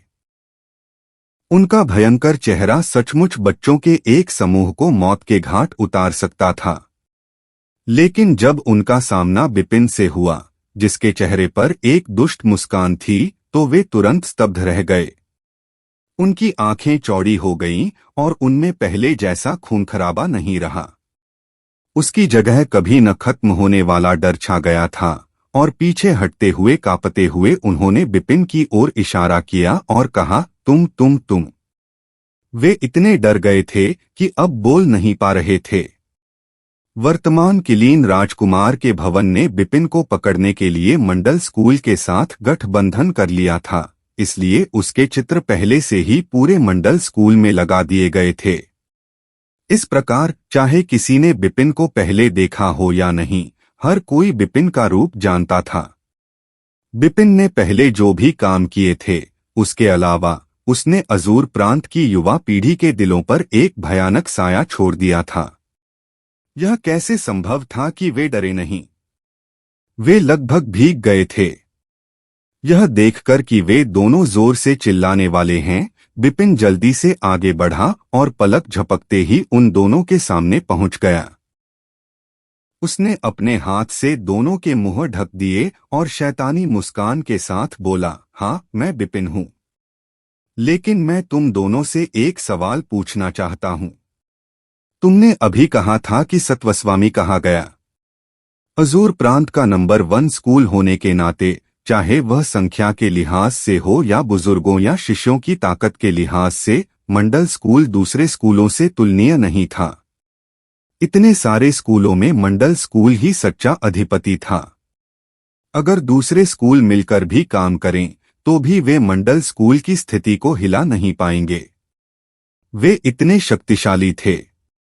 उसी समय मंडल स्कूल के मुख्य क्षेत्र में एक आलीशान और विशाल मुख्य हॉल में मंडल स्कूल के मुख्य क्षेत्र और यहां तक कि आंतरिक प्रांगण के सबसे शक्तिशाली वरिष्ठजन मंडल स्कूल के सबसे उत्कृष्ट मुख्य शिष्यों के साथ एकत्रित हुए। कुछ प्रारंभिक अनुमानों के अनुसार वहां कई हजारों लोग थे। नेता 12 रक्षकों में से एक था। वह मुख्य हॉल के बीचों बीच बने ऊंचे मंच पर खड़ा होकर ऊपर से अपने आसपास का नजारा देखने लगा। उसने ऊंची आवाज में कहा, अजूर ड्रैगन स्कूल के शिष्य बिपिन ने मेरे मंडल स्कूल के एक शिष्य की हत्या कर दी और किलिन राजकुमार के भवन के स्वामी की हत्या का भी प्रयास किया। उसकी नसें आसमान छू सकती हैं और उसके अपराधों को माफ नहीं किया जा सकता। इस समय मेरे मंडल स्कूल का प्रमुख किलिन राजकुमार के महल के साथ मिलकर काम करते हुए मेरे मंडल स्कूल की कुलीन सेना का नेतृत्व कर रहा है। वे बिपिन को मारने और उसके साथियों का सफाया करने के लिए एज्योर ड्रैगन स्कूल की ओर बढ़ रहे हैं। वे एज्योर प्रांत के दुष्ट हैं। जहां तक हमारी बात है, हम वर्तमान मंडल स्कूल की मुख्य शक्ति हैं और हमारे मंडल स्कूल की शांति की रक्षा करना हमारा दायित्व है। इसलिए लॉर्ड स्कूल हेड के लौटने से पहले मैं आशा करता हूं कि यहां मौजूद सभी लोग सतर्कता बढ़ाएंगे ताकि स्कूल खाली होने पर कोई भी मेरे स्कूल के शिष्यों को नुकसान पहुंचाने के लिए अंदर न आ सके। हे प्रभु रक्षक, चिंता मत करो। भले ही स्कूल प्रमुख यहां न हो, मेरा मंडल स्कूल अभी भी अजूर प्रांत का अधिपति है और कोई भी यहां आकर गड़बड़ी करने की हिम्मत नहीं करेगा। यह सही है। अगर कोई गड़बड़ी करने के लिए आगे भी आता है तो हम उसे इतना मारेंगे कि वह पेशाब करके लोटपोट हो जाएगा। हम उन्हें अपनी ताकत का एहसास कराएंगे और उन्हें बताएंगे कि मेरे मंडल स्कूल की गरिमा किसी भी तरह की ईशनिंदा की इजाजत नहीं देती। उस पल, चाहे वह मंडल स्कूल के बुजुर्ग हों या शिष्य, वे आत्मविश्वास से जोर से चिल्ला उठे, टकराना। लेकिन ठीक उसी समय मुख्य हॉल के बंद बड़े दरवाजे अचानक टूटकर खुल गए। उसी समय एक आकृति भी भूत की तरह मुख्य हॉल में दौड़ी और ऊंचे मंच पर पहुंच गई। उसने एक पैर से रक्षक को जमीन पर पटक दिया और वह उस पैर के नीचे दब गया। वह व्यक्ति बिल्कुल बिपिन था। अपनी भुजा की लहर से असीम आत्मिक संरचनाओं ने मुख्य हॉल के सभी निकास द्वार बंद कर दिए और उसके बाद उसने अपनी भयंकर दृष्टि मंडल संप्रदाय के सभी बुजुर्गों और शिष्यों पर डाली। उसने दुष्टता से मुस्कुराते हुए कहा, अजूर प्रांत के अधिपति, क्या आप पिछली बार से ठीक हैं? बिपिन। इस अचानक बदलाव से कई लोग आश्चर्यचकित हुए, लेकिन जब उन्होंने देखा कि अंदर आने वाला व्यक्ति कौन है और वह रक्षक कौन है जिसे उसके पैरों तले कुचला जा रहा है, तो वे अचानक ही अत्यंत भयभीत हो गए।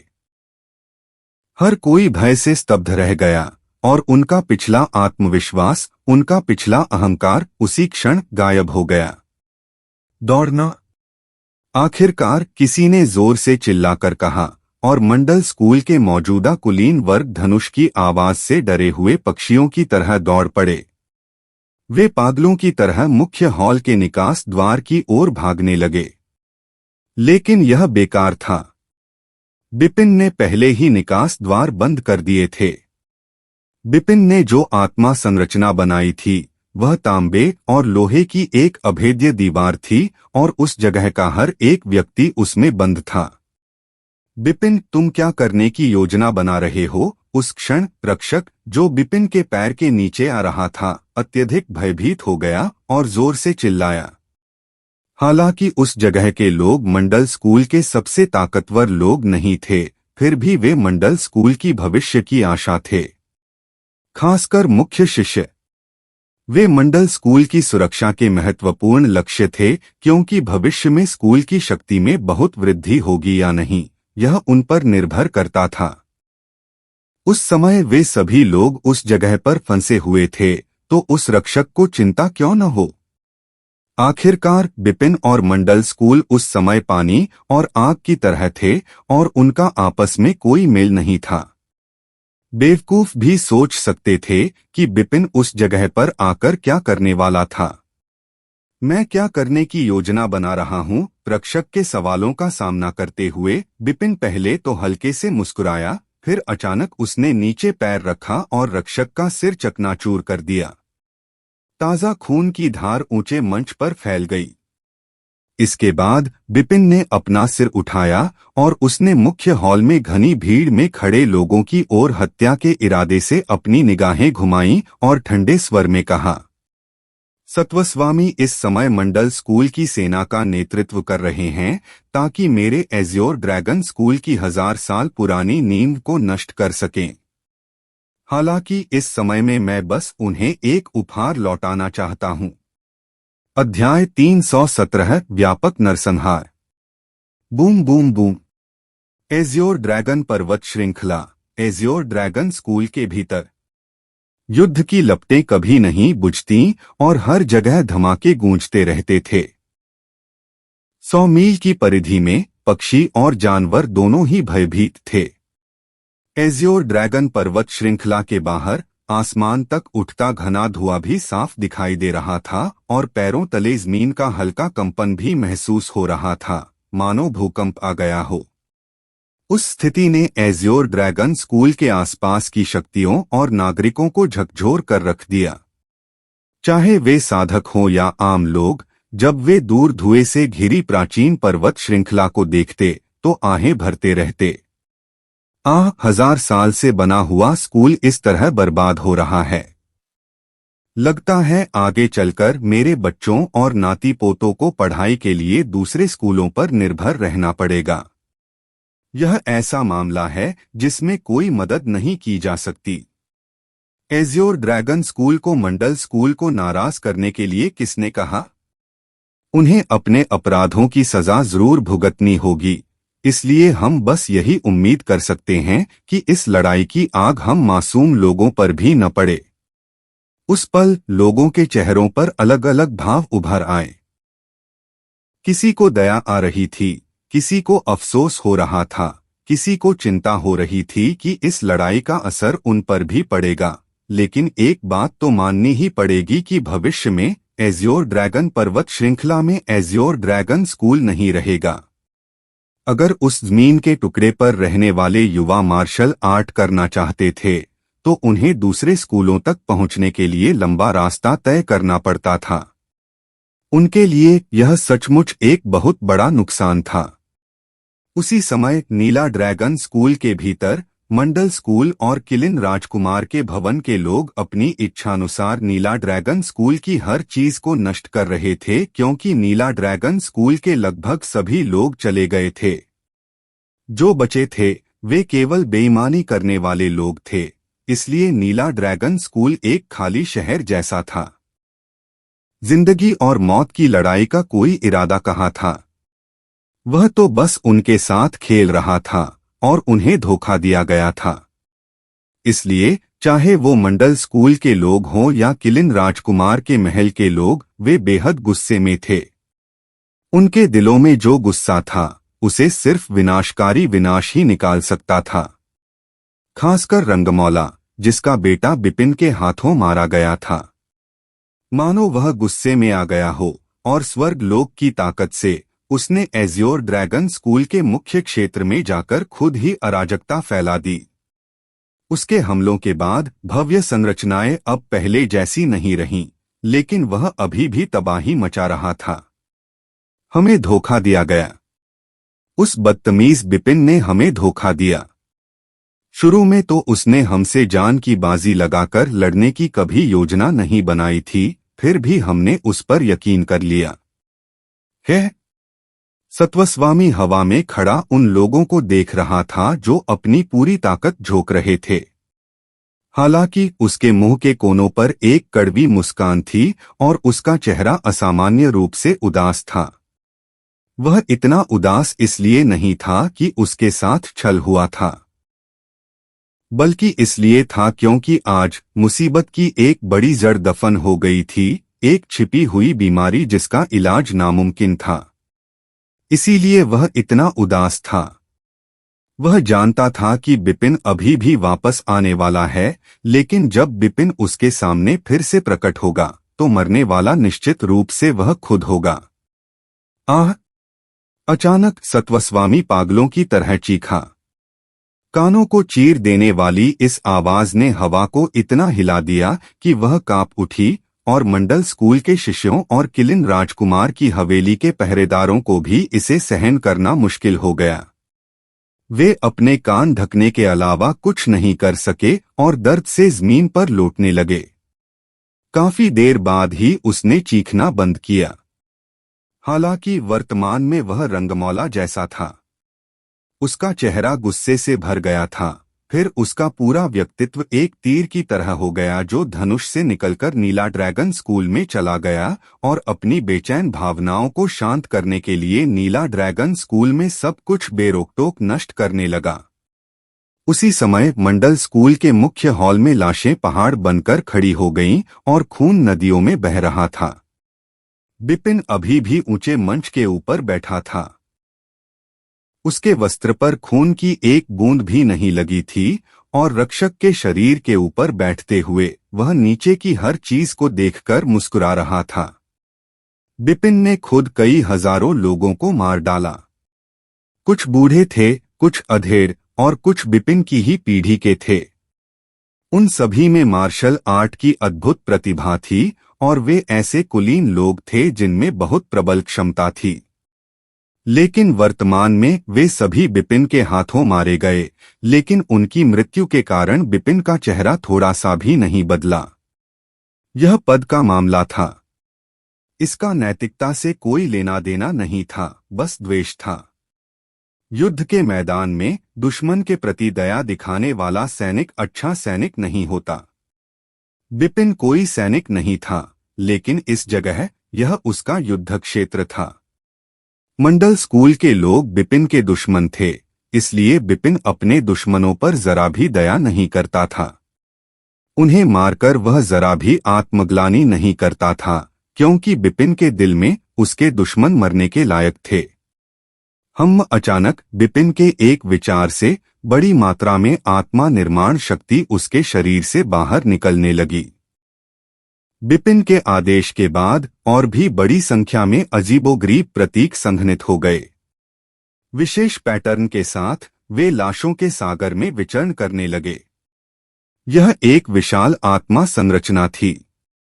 बिजली की गति से तरीकों से और एक और आत्मा संरचना स्थापित करने के बाद बिपिन ने मुख्य हॉल को बंद करने वाली आत्मा संरचना को हटा दिया, ऊंचे मंच से नीचे कूद गया, धीरे धीरे हॉल के बाहर की ओर चला गया और हल्के से कहा, भले ही हम दुश्मन थे, इस बार मैं आप सभी को एक सम्मानजनक अंतिम संस्कार दूंगा। जैसे ही बिपिन मुख्य हॉल से बाहर निकला, आत्मा संरचना सक्रिय हो गई। संरचना से आसमान तक उठती लपटें तेजी से लाशों में समा गईं और पूरे महल में आग लग गई। देखो, मुख्य हॉल में आग लग गई है। क्या हुआ? यह ठीक नहीं है। जल्दी से जाकर आग बुझाओ। यह देखकर कि सबसे पवित्र महल प्रचंड लपटों में जल रहा है, मंडल संप्रदाय के कई बुजुर्ग और शिष्य तुरंत घबरा गए। वे जल्दी से मुख्य हॉल की ओर दौड़े और आग बुझाने के लिए उन्होंने बड़ी घंटी भी बजाई। हालांकि उन्हें यह नहीं पता था कि एक भयंकर रक्तपिपासु राक्षस एक निराकार मृत्यु देवता का दरांती थामे उनके आने का इंतजार कर रहा था। इस बार बिपिन सचमुच व्यापक नरसंहार की तैयारी में था। मंडल संप्रदाय बहुत बड़ा था और बिपिन की क्षमताएं सीमित थीं। इसलिए बिपिन ने अपना निशाना मंडल संप्रदाय के सभी प्रमुख शिष्यों और प्रमुख बुजुर्गों पर बनाया। वह जिन लोगों को मारना चाहता था वे मंडल संप्रदाय के कुलीन वर्ग के लोग थे, लेकिन फिर भी बिपिन उन सभी को पूरी तरह से नहीं मार सका। चूंकि वह उन सबको नहीं मार सकता था, बिपिन ने विनाश का रास्ता चुना। उसने मंडल स्कूल के सबसे पवित्र और सबसे महत्वपूर्ण स्थान को नष्ट करना शुरू कर दिया। उसने आलीशान और चमकदार महलों को तहस-नहस कर दिया, रहस्यमयी तकनीकों और युद्ध कौशल को जला डाला, और पूरे दिन रात के बाद उसने मंडल स्कूल को उलट-पुलट कर दिया, और फिर जब भी उसका मन करता वह अकड़कर चला जाता। फिर 2 दिन बाद मंडल स्कूल के पूर्व से सैकड़ों विशाल सफेद सिर वाले चील प्रकट हुए। वे मंडल स्कूल के कुलीन थे और सत्वस्वामी के नेतृत्व में नीला ड्रैगन स्कूल को ध्वस्त करने के बाद वे विजयी होकर वापस लौट रहे थे। उस पल सत्वस्वामी उड़ नहीं रहा था। वह अकेला ही आगे सफेद सिर वाले बांस पर बैठा था। उसने आंखें बंद करके आराम किया और कुछ नहीं बोला। किसी को पता नहीं चला कि वह क्या सोच रहा था। दूसरी ओर सभी बुजुर्ग और शिष्य प्रसन्न थे और उन्होंने अपनी उपलब्धियों की घोषणा करनी शुरू कर दी। लेकिन यह कहना होगा कि यह एज़्योर ड्रैगन स्कूल काफी बड़ा है। कोई सचमुच नहीं सोच सकता कि यह पहले एक दोयम दर्जे का स्कूल था। अगर यह बड़ा है तो क्या हुआ? क्या हमने इसे बिना एक भी बाल छोड़े चपटा नहीं किया? यह सही है। जो लोग अजूर प्रांत में मेरे मंडल स्कूल को अपमानित करते हैं, उनका अंत ऐसा ही होगा। वह बिपिन इतना निर्लज्ज था, लेकिन इस बार क्या वह अपनी दुम दबाकर भाग नहीं गया? मैं उसकी परछाई भी नहीं देख पाया। कई युवा मुख्य शिष्य गर्व से शेखी बघार रहे थे। जहां तक प्राचीनों का प्रश्न है, यद्यपि वे शिष्यों की तरह खुले नहीं थे, फिर भी शिष्यों की बातें सुनने के बाद उनके चेहरे भी गर्व की मुस्कान से भर गए। ऐसा इसलिए था क्योंकि अगर यह मामला फैलता तो कम से कम इससे मंडल स्कूल की एज़्योर प्रांत के अधिपति होने की स्थिति स्थिर हो जाती और इससे सभी को पता चल जाता कि मंडल स्कूल का विरोध करने पर क्या परिणाम मिलेगा। देखो यह क्या है। लेकिन उसी समय तेज नजरों वाला एक शिष्य अचानक उठ खड़ा हुआ। उसने मंडल स्कूल की ओर इशारा किया और बेहद बेचैनी से चिल्लाया, तुम इतना शोर क्यों मचा रहे हो? हे भगवान! यह। जब दूसरों ने भी इसे देखा और इस पर प्रतिक्रिया व्यक्त की, तो उनके चेहरे भी उसी तरह बदल गए और वे अतुलनीय रूप से हैरान रह गए क्योंकि वे असामान्य रूप से भयभीत दिखाई दिए। सत्वस्वामी ने आंखें खोलते ही अचानक उसकी पुतलियां सिकुड़ गईं। उसके शांत स्वभाव में बेचैनी छा गई। बिना कुछ कहे वह हवा में उठा और सफेद सिर वाले बांस को छोड़कर तेजी से मंडल स्कूल की ओर उड़ चला। उसी समय अन्य लोगों ने अपनी पूरी ताकत से सफेद सिर वाले ईगल को अपने नीचे ले लिया और अपनी सबसे तेज गति से मंडल स्कूल की ओर बढ़ चले। उसी क्षण उनके दिल बेचैनी से भर गए। हालांकि उन्होंने अभी तक सब कुछ साफ साफ नहीं देखा था, पर उन्हें पहले से ही पता था कि जिस मंडल स्कूल पर उन्हें इतना गर्व था, उस पर किसी ने हमला कर दिया है। अध्याय 318 विलुप्ति का मार्ग। हे भगवान! यह ऐसा क्यों हुआ? किसने किया यह? जब सत्वस्वामी और मंडल स्कूल के सबसे मजबूत अभिजात वर्ग वापस लौटे और उन्होंने मंडल स्कूल की वर्तमान स्थिति देखी, तो उनके चेहरे एक के बाद एक पीले सफेद हो गए और उनकी आंखों में क्रोध और दुख था। हालांकि मौजूदा मंडल स्कूल को ध्वस्त नहीं किया गया था, लेकिन यह कहना कि अब इसे मान्यता नहीं मिल सकती वाजिब था। खासकर कोर जोन, जो जगह सबसे आलीशान थी और जहां सबसे ज्यादा निवेश किया गया था, वह पहले ही पूरी तरह से बर्बाद हो चुकी थी। मुख्य शिष्यों और मुख्य बुजुर्गों की लाशें हर जगह बिखरी पड़ी थीं और हर एक व्यक्ति इतनी दयनीय हालत में था कि उसे देखना भी मुश्किल था। युद्ध कौशल भवन, साधना भवन, सब तबाह हो गए थे।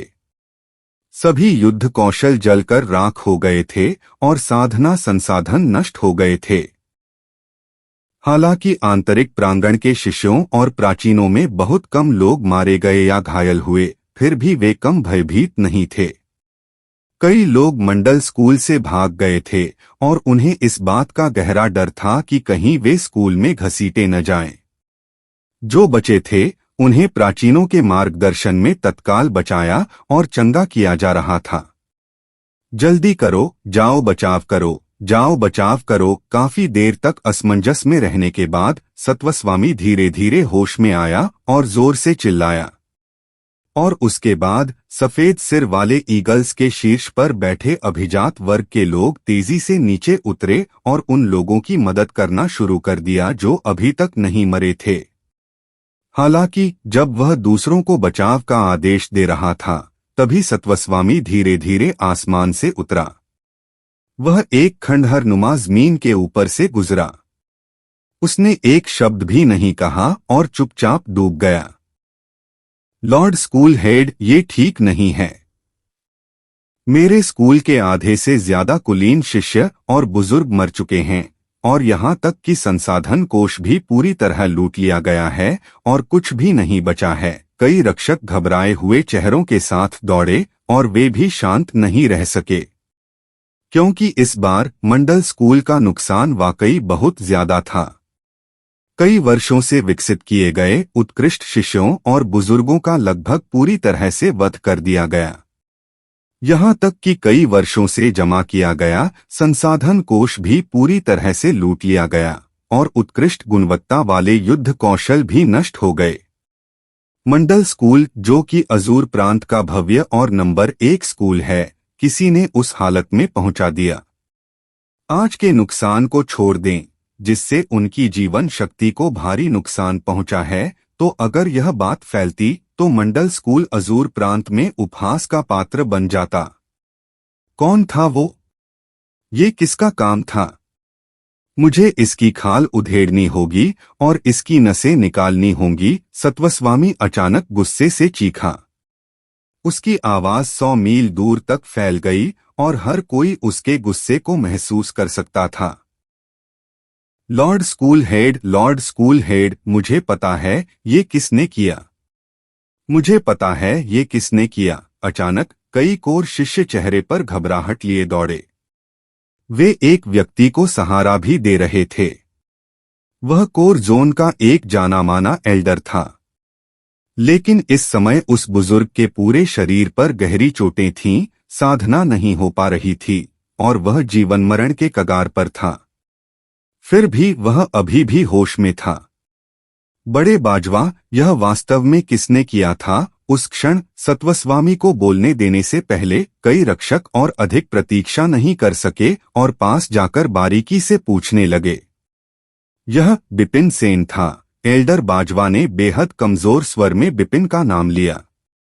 क्या बिपिन? क्या यह असल में वही था? यह नाम सुनते ही वहां मौजूद किसी भी व्यक्ति के चेहरे पर कोई खास बदलाव नहीं आया।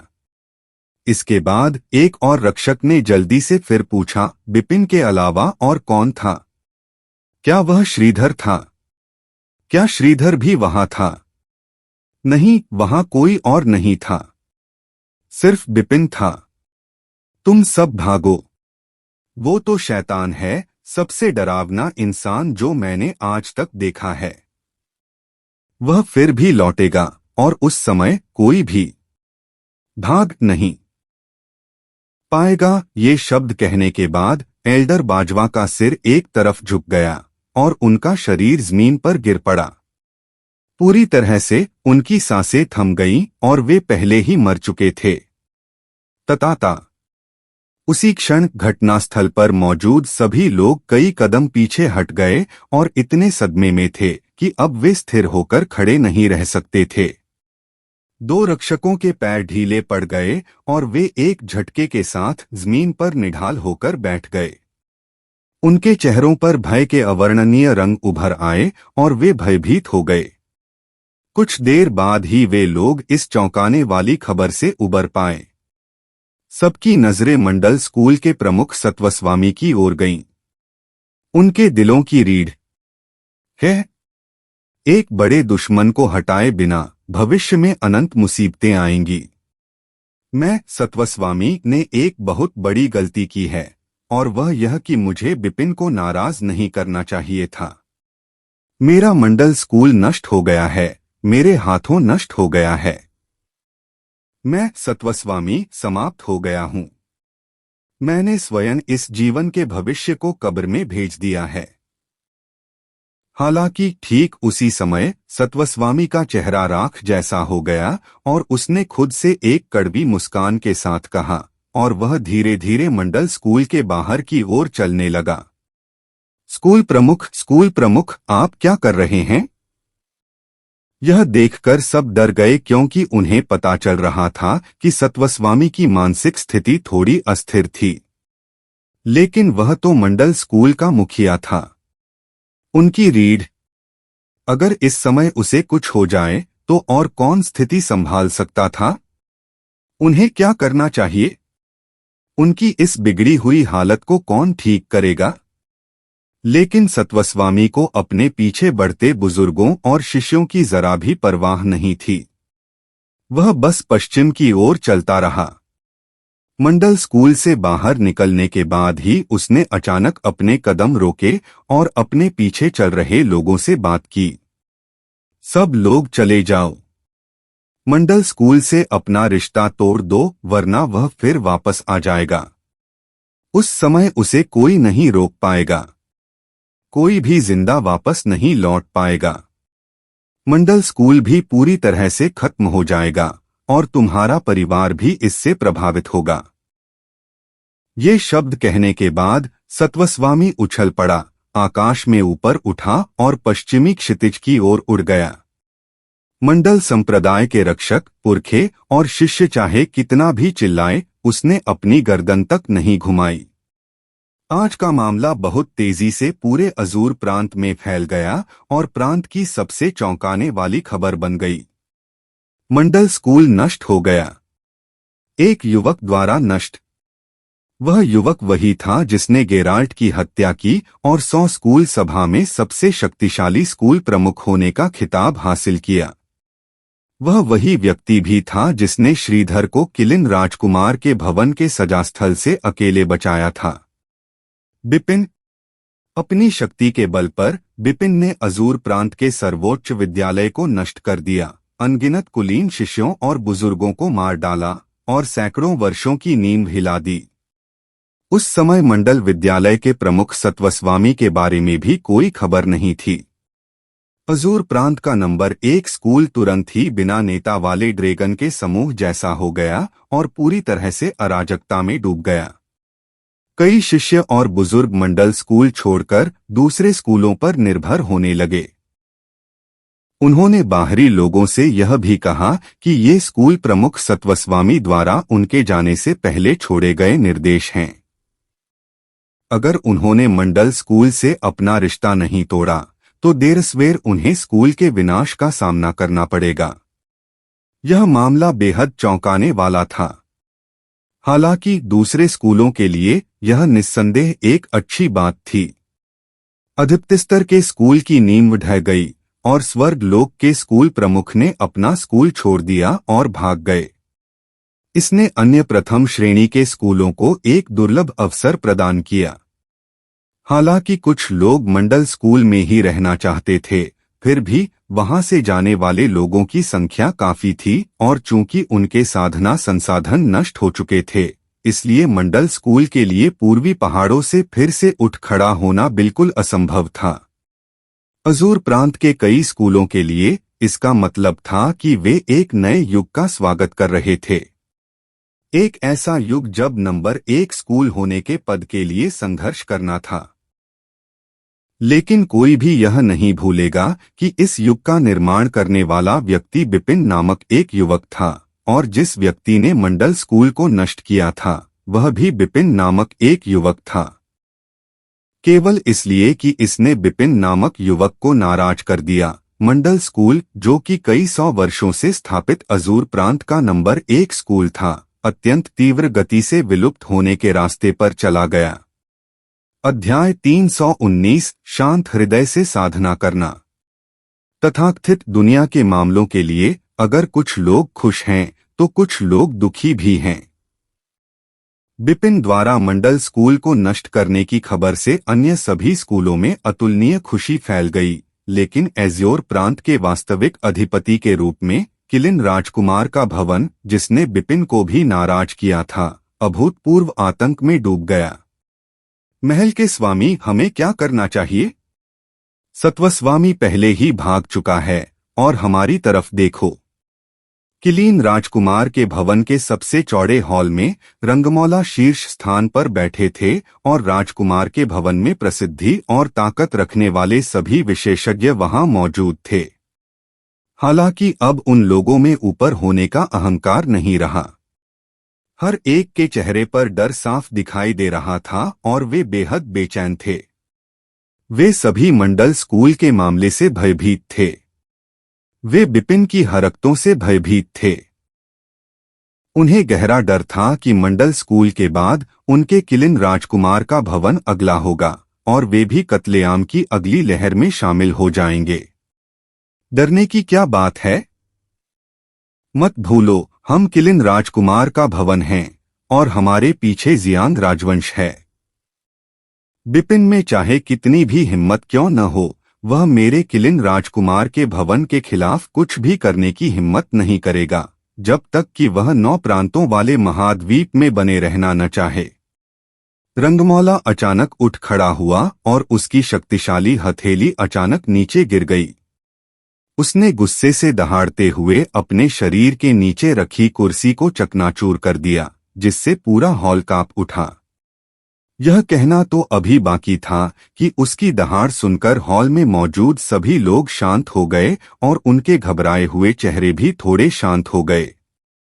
उसके बाद रंगमौला ने भीड़ से और भी बहुत कुछ कहा, जैसे कि बिपिन के मामले की सूचना जियांग राजवंश को पहले ही दे दी गई थी कि वे बिपिन को पकड़ने के लिए किलीन राजकुमार के भवन की मदद करने के लिए तैयार होंगे, कि बिपिन अब खुद की रक्षा नहीं कर सकता, कि उसके लिए पूर्वी पहाड़ों से ऊपर उठना असंभव होगा, कि वह जल्द या बाद में मारा जाएगा, आदि। उन शब्दों ने किलीन राजकुमार के भवन के विशेषज्ञों के हिलते हुए दिलों को सफलतापूर्वक सांत्वना दी, लेकिन विशेषज्ञों ने रंगमौला के चेहरे पर उस पल के आतंक और अत्यधिक बेचैनी को नहीं देखा जब वह पलटा। जैसे जैसे बिपिन की उपलब्धियां जोर शोर से फैल रही थीं और बाहरी दुनिया उलट पुलट हो रही थी, एज्योर ड्रैगन पर्वत श्रृंखला के नीचे अदूषित भूमि का यह खंड था। शक्तिशैलम और एज्योर ड्रैगन के कुलीन अनीता सेन और सेन परिवार, साथ ही ऐश्वर्या, वेदिका और 2 अन्य लोग 1000 हड्डियों वाले कब्रिस्तान में काफी आराम से रह रहे थे। जब बिपिन ने सबको बताया कि वह श्रीधर को ले गया है और एक रहस्यमय विशेषज्ञ की मदद से मंडल स्कूल को नष्ट कर दिया है, तो वहां मौजूद सभी लोग बेहद खुश हुए। बिपिन, तुम तो कमाल के हो।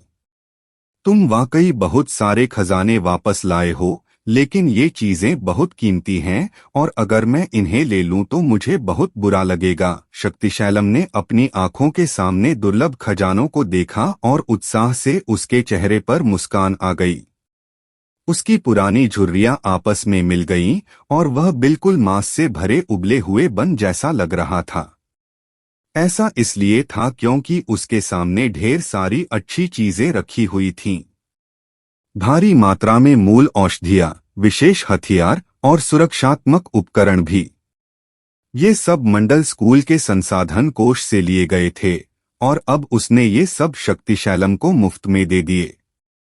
स्कूल प्रमुख, चूंकि मैं, बिपिन, ने एज्योर ड्रैगन स्कूल को तहस-नहस कर दिया और 1000 साल की नींव को एक ही पल में नष्ट कर दिया, इसलिए मेरे दिल में सचमुच अनथीन शर्मिंदगी है। इसलिए अगर आप ये ले लेंगे तो मुझे थोड़ा बेहतर महसूस होगा, बिपिन ने क्षमाप्रार्थी चेहरे के साथ कहा। आह बेवकूफ लड़के, उन्होंने जो तोड़ा वो तो बस एक खाली फ्रेम था।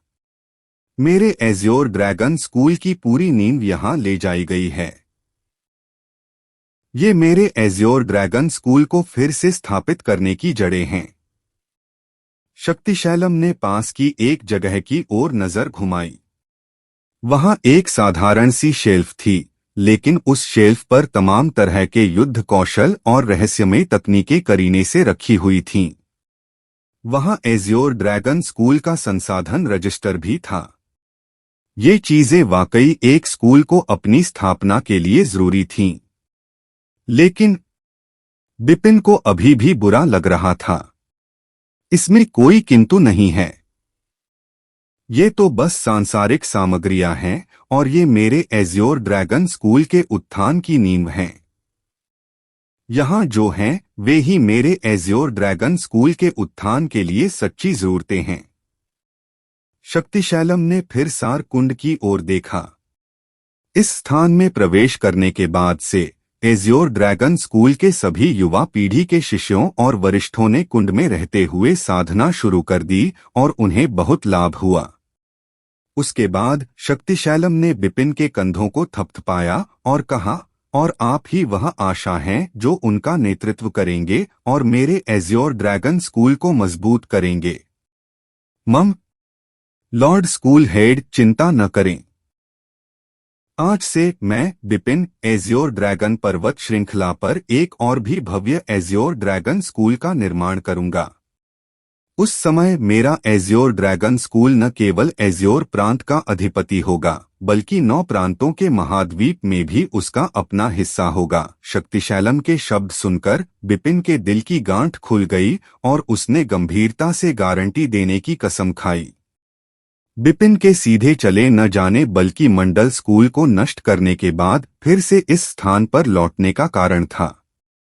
सबसे पहले उन सभी को जो उसके बारे में चिंतित थे यह बताना कि वह बिपिन ठीक है, और यह भी कि मंडल स्कूल को एक दुर्लभ भारी झटका लगा है और उसे वह कीमत चुकानी पड़ी है जो चुकानी चाहिए थी। दूसरा, सत्वस्वामी और रंगमौला द्वारा पीछा किए जाने के बाद बिपिन को गहराई से एहसास हुआ कि वह स्वर्ग के सामने कितना कमजोर था। इसलिए बिपिन 9 स्वर्गों में यात्रा करने वाले ड्रैगन की शिक्षा सीखना चाहता था जो उसे एज्योर ड्रैगन संस्थापक ने दी थी। वह युद्ध कौशल बहुत गहरा था और अगर बिपिन उसे पूरी तरह से समझ लेता तो भले ही वह उस समय के एग्गी के राक्षसी पंखों की शक्तिशाली गति तक न पहुंच पाता, स्वर्ग क्षेत्र के विशेषज्ञों के सामने कम से कम उसके पास बच निकलने के कुछ मौके तो होते। आखिरकार बिपिन जिस ओर जा रहा था वह पूरी तरह से अनजान जगह थी। बिपिन यह उम्मीद नहीं कर सकता था कि अगर उसे कोई खतरा हो तो दयालु लोग उसकी मदद करेंगे। इसलिए बिपिन सिर्फ अपने आप पर ही भरोसा कर सकता था। उसे जाने से पहले यह सुनिश्चित करना था कि उसके पास कोई जीवन रक्षक उपाय है। बिपिन ने एक पूरा दिन लगाकर मंडल स्कूल से प्राप्त सभी गहन औषधियों को परिष्कृत किया। इससे बिपिन के डेंटियन में परिवर्तन आया जो लंबे समय तक शांत रहा, लेकिन अंत में बिपिन गहन क्षेत्र में प्रवेश करने में असमर्थ रहा। लेकिन बिपिन निराश नहीं हुआ। यह उसकी भविष्यवाणी से ज्यादा दूर नहीं था और हालांकि वह इसे तोड़ नहीं पाया, फिर भी बिपिन को लग रहा था कि यह ज्यादा दूर नहीं है। अगर उसे कुछ और उच्च गुणवत्ता वाली प्रोफाउंड दवा मिल जाए तो वह सफलता हासिल कर सकता है। उसी क्षण बिपिन सार कुंड से भी गहरे स्थान पर था। वह स्थान शांत था और उसके लिए साधना के लिए सबसे उपयुक्त था। उसने अपनी आंखें बंद कर लीं और अपने मन से अपने शरीर के भीतर मूल शक्ति को नियंत्रित किया। हम नंगी आंखों से दिखाई देने वाली नीले रंग की गैस की एक परत बिपिन के चारों ओर घूम रही थी। वे बिपिन के शरीर से बाहर निकलीं, फिर आपस में गुंथ गईं और एक हो गईं, और ज्यादा इकट्ठा होती गईं, और धीरे धीरे नीले रंग का कोहरा बन गया। कोहरा बिपिन के पैरों के नीचे उमड़ पड़ा और धीरे धीरे उसे जमीन से ऊपर उठा दिया। वह हवा में तैरता रहा और ऊपर ही तैरता रहा। लेकिन सबसे रहस्यमयी बात यह थी कि जैसे ही नीले रंग का कोहरा बिपिन को ऊपर की ओर ले जा रहा था, वह सचमुच बदल रहा था और सांप जैसे अजगर जैसा आकार ले रहा था। यहाँ तक कि उसमें से जीवन की आभा भी महसूस की जा सकती थी। फुसफुसाहट लेकिन अचानक कोहरा धुएं और बादलों की तरह गायब हो गया और बिपिन भी बीच हवा से नीचे गिर गया। अरे, 9 स्वर्गों में यात्रा करने वाला यह ड्रैगन वाकई बहुत मुश्किल है। बिपिन का चेहरा बहुत भद्दा था, क्योंकि 9 स्वर्गों में यात्रा करने वाले ड्रैगन को नियंत्रित करना उसकी कल्पना से भी परे था। अगर वह खुद भी होता तो भी वह उसे जल्दी समझ नहीं पाता। अभी तो वह सबसे आसान शुरुआती चरण तक भी नहीं पहुंचा था। ताली ताली, लेकिन ठीक उसी समय बिपिन के पीछे जोरदार और स्पष्ट तालियों की गड़गड़ाहट गूंज उठी। अध्याय 320 बर्फ और आग का संलयन। पूर्वज। बिपिन ने सिर घुमाकर देखा तो पता चला कि वह नीला ड्रैगन संस्थापक था। ताली बजाते हुए वह उसकी ओर बढ़ा और उसके चेहरे पर प्रशंसा भरी मुस्कान भी थी। एज़्योर ड्रैगन फाउंडर के शरीर से चारों दिशाओं में चमक फैल रही थी और वह सामान्य चेतनाओं से बिल्कुल अलग था। ऐसा लग रहा था मानो वह अभी भी अपने शरीर में छिपी अत्यंत भयावह शक्ति के साथ सचमुच जीवित हो। प्रभावशाली। 9 स्वर्गों में यात्रा करने वाला मेरा ड्रैगन मूलतः एक युद्ध कौशल था जिसका मूल स्वर्ग की शक्ति पर आधारित था, इसलिए सामान्यतः केवल स्वर्ग क्षेत्र के लोग ही इसे सीख पाते हैं। हालांकि मेरी परिकल्पना थी कि अगर किसी की आत्मिक शक्ति अत्यंत प्रबल हो तो वह अपनी गहन शक्ति पर विशेष रूप से ध्यान केंद्रित कर सकता है, उसे नियंत्रित कर सकता है और उसका उपयोग भी कर सकता है। लेकिन मैंने कभी नहीं सोचा था कि आप उस अवस्था तक पहुंच जाएंगे जबकि आप केवल मूल क्षेत्र में हैं और आपके शरीर में केवल मूल शक्ति ही गर्भित है। एज़्योर ड्रैगन स्कूल का चेहरा प्रशंसा से भर गया। पूर्वज, क्या वर्तमान में मेरे पास इस 9 स्वर्गों में यात्रा करने वाले ड्रैगन की साधना करने का कोई तरीका नहीं है? मैं महसूस कर पा रहा हूं कि यह एक अत्यंत शक्तिशाली शारीरिक युद्ध कौशल है और मैं वास्तव में इसे प्राप्त करना चाहता हूं, बिपिन ने कहा। हो, बेशक यह एक बहुत ही मजबूत शारीरिक मार्शल आर्ट है। यह एक मार्शल आर्ट है जिसे मैंने एक सीक्रेट स्किल से फलित किया है। इसका मूल रूप एक सीक्रेट स्किल है। नीला ड्रैगन संस्थापक हल्के से मुस्कुराया और उसके बाद उसका शरीर तेजी से ऊपर तैरने लगा। उसके मायावी पैरों के नीचे असीम नीले रंग की गैस सचमुच संघनित हो गई थी। गैस और भी ज्यादा ऊपर उठती गई और अंत में वह संघनित होकर एक विशाल ड्रैगन के रूप में प्रकट हुई। वह विशाल अजगर लगभग 1 दर्जन मीटर लंबा था। हालांकि गैस के संघनन से उसका आकार ऐसा बना था कि उसकी आंखें बिना रोशनी के खाली थीं। उसके शरीर से एक प्रकार की प्रबल जीवन शक्ति निकल रही थी, मानो उसमें मूल रूप से कोई आत्मा हो। उसका एक पंजा पहाड़ की चोटी को चीर सकता था और उसकी दहाड़ 10,000 प्राणियों को हिला सकती थी। लेकिन यह ज्यादा कुछ नहीं था। फिर उसने देखा कि नीला ड्रैगन संस्थापक उस विशाल ड्रैगन के सिर पर खड़ा है। उसके दोनों हाथ उसकी पीठ के पीछे हैं। उसका चोगा ऐसे लहरा रहा था मानो वह उस विशाल ड्रैगन का स्वामी हो और अचानक उसने दूर की ओर इशारा किया और जोर से चिल्लाया, जाओ। दहाड़ विशाल अजगर ने तुरंत गुस्से से दहाड़ लगाई और उसके बाद उसके विशाल पंजे हवा में चीरने लगे। अजगर की ताकत हवा में लहराने लगी, फिर वह प्रकाश की एक पंक्ति में बदल गई और पलक झपकते ही गायब हो गई। हे भगवान, कितनी तेज गति है! उस क्षण बिपिन भी स्तब्ध रह गया, क्योंकि उस समय उसे नीला ड्रैगन संस्थापक की आभा का जरा भी एहसास नहीं हो रहा था। लेकिन सम्राट मकबरे की गहराई में बिपिन अभी भी विशाल ड्रैगन की दहाड़ सुन सकता था। इसका मतलब था कि नीला ड्रैगन संस्थापक की गति पहले से ही चरम पर थी और बिपिन की नंगी आंखें भी उसे देख नहीं पा रही थीं। वाह! एक और गुस्से भरी दहाड़ ने एक प्रचंड हवा की लहर उठा दी। वह हवा इतनी तेज थी कि बिपिन के लिए भी स्थिर खड़े रहना मुश्किल हो गया, क्योंकि वह उसके झोंके में था और वह खुद को पीछे हटने के अलावा कुछ नहीं कर सका। और उसी क्षण विशाल अजगर बिपिन के सामने फिर से प्रकट हुआ, जबकि नीला ड्रैगन संस्थापक अभी भी विशाल अजगर के सिर पर खड़ा था और मुस्कुराकर बिपिन को देख रहा था। हम नीला ड्रैगन संस्थापक ने अपनी आस्तीन लहराई और विशाल ड्रैगन गैस के एक कण में बदल गया और नीला ड्रैगन संस्थापक के शरीर में समा गया।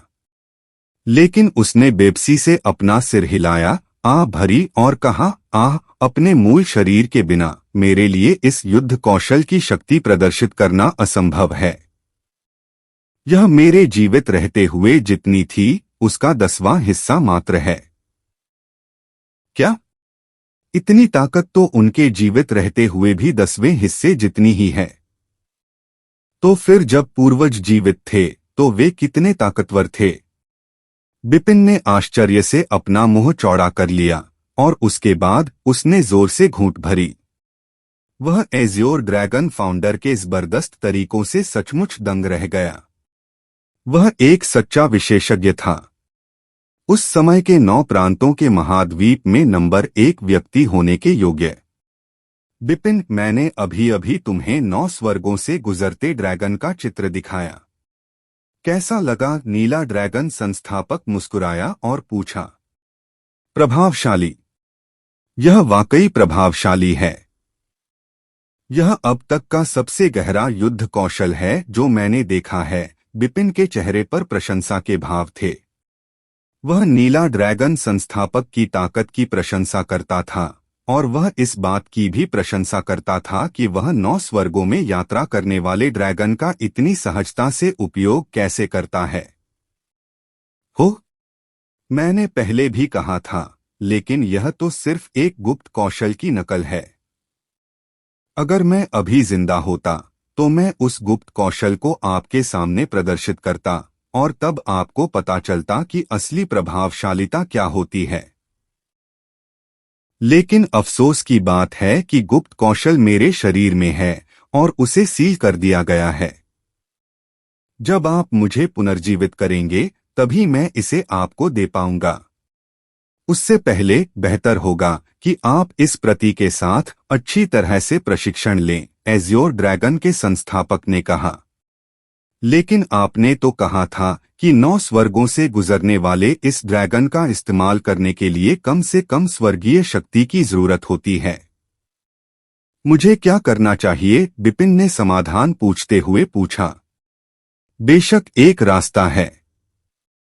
जैसा कि मैंने अभी कहा, आपकी आत्मिक शक्ति अत्यंत प्रबल है और आपके शरीर में मूल शक्ति की गुणवत्ता भी उच्च है। दोनों मिलकर एक हो जाती हैं और इससे आपकी मूल शक्ति प्रबल हो सकती है, शायद सामान्य गहन लोक साधकों की गहन शक्ति से भी अधिक। यही कारण है कि आपकी युद्ध शक्ति इतनी असाधारण है। अभी मेरे पास एक प्रशिक्षण पद्धति है जो आपको अपनी मूल शक्ति पर अधिक नियंत्रण पाने के लिए एकाग्रता का प्रशिक्षण देती है। जब तक आप अपनी मूल शक्ति को पूरी तरह से समझ लेते हैं, तब तक 9 स्वर्गों में ड्रैगन यात्रा के शुरुआती चरण को समझने में आपको कोई समस्या नहीं होगी, एज़्योर ड्रैगन संस्थापक ने कहा।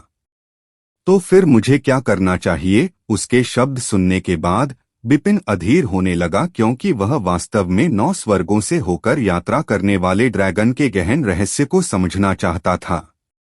मेरे पीछे आओ। नीला ड्रैगन संस्थापक उदासीनता से मुस्कुराया, मुड़ गया और सम्राट मकबरे में और अंदर चला गया। यह देखकर बिपिन भी उसके पीछे पीछे चल पड़ा। दरअसल उस समय वह बहुत उत्साहित था, क्योंकि सम्राट मकबरे के भीतर नीला ड्रैगन संस्थापक ने उनकी आवाजाही के लिए एक सीमा बना दी थी। उसने उन्हें उस सीमा से बाहर कदम रखने की इजाजत नहीं दी थी। और बिपिन, जिसका ध्यान हमेशा सम्राट मकबरे के खजानों पर रहता था, स्वाभाविक रूप से बहुत उत्सुक था कि सीमा के बाहर क्या क्या है।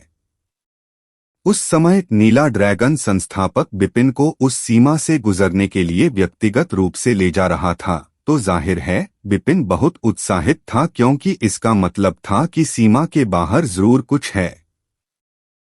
बिपिन इसे 1000 हड्डियों वाला कब्रिस्तान इसलिए कहते हैं क्योंकि उन्हें कुछ भी पता नहीं है। लेकिन मुझे यकीन है कि आप कमोबेश समझ गए होंगे और आपको पहले से ही पता होना चाहिए था कि यह एक विशाल मकबरा है। यह एक परम विशेषज्ञ की कब्र है और हम अभी जहां हैं वह मकबरे का सिर्फ प्रवेश द्वार है। कब्रों की रैंकिंग सिस्टम के आकार और उसके अंदर मौजूद खतरे के कारकों के अनुसार होती है। मेरे निजी अनुभव के आधार पर यह मकबरा सम्राट मकबरे के स्तर का है, एज़्योर ड्रैगन के संस्थापक ने कहा। सम्राट मकबरा, यह तो पहले से ही पता था कि यह एक सम्राट मकबरा है, लेकिन नीला ड्रैगन संस्थापक द्वारा पुष्टि दिए जाने के बाद बिपिन को फिर भी थोड़ा झटका लगा।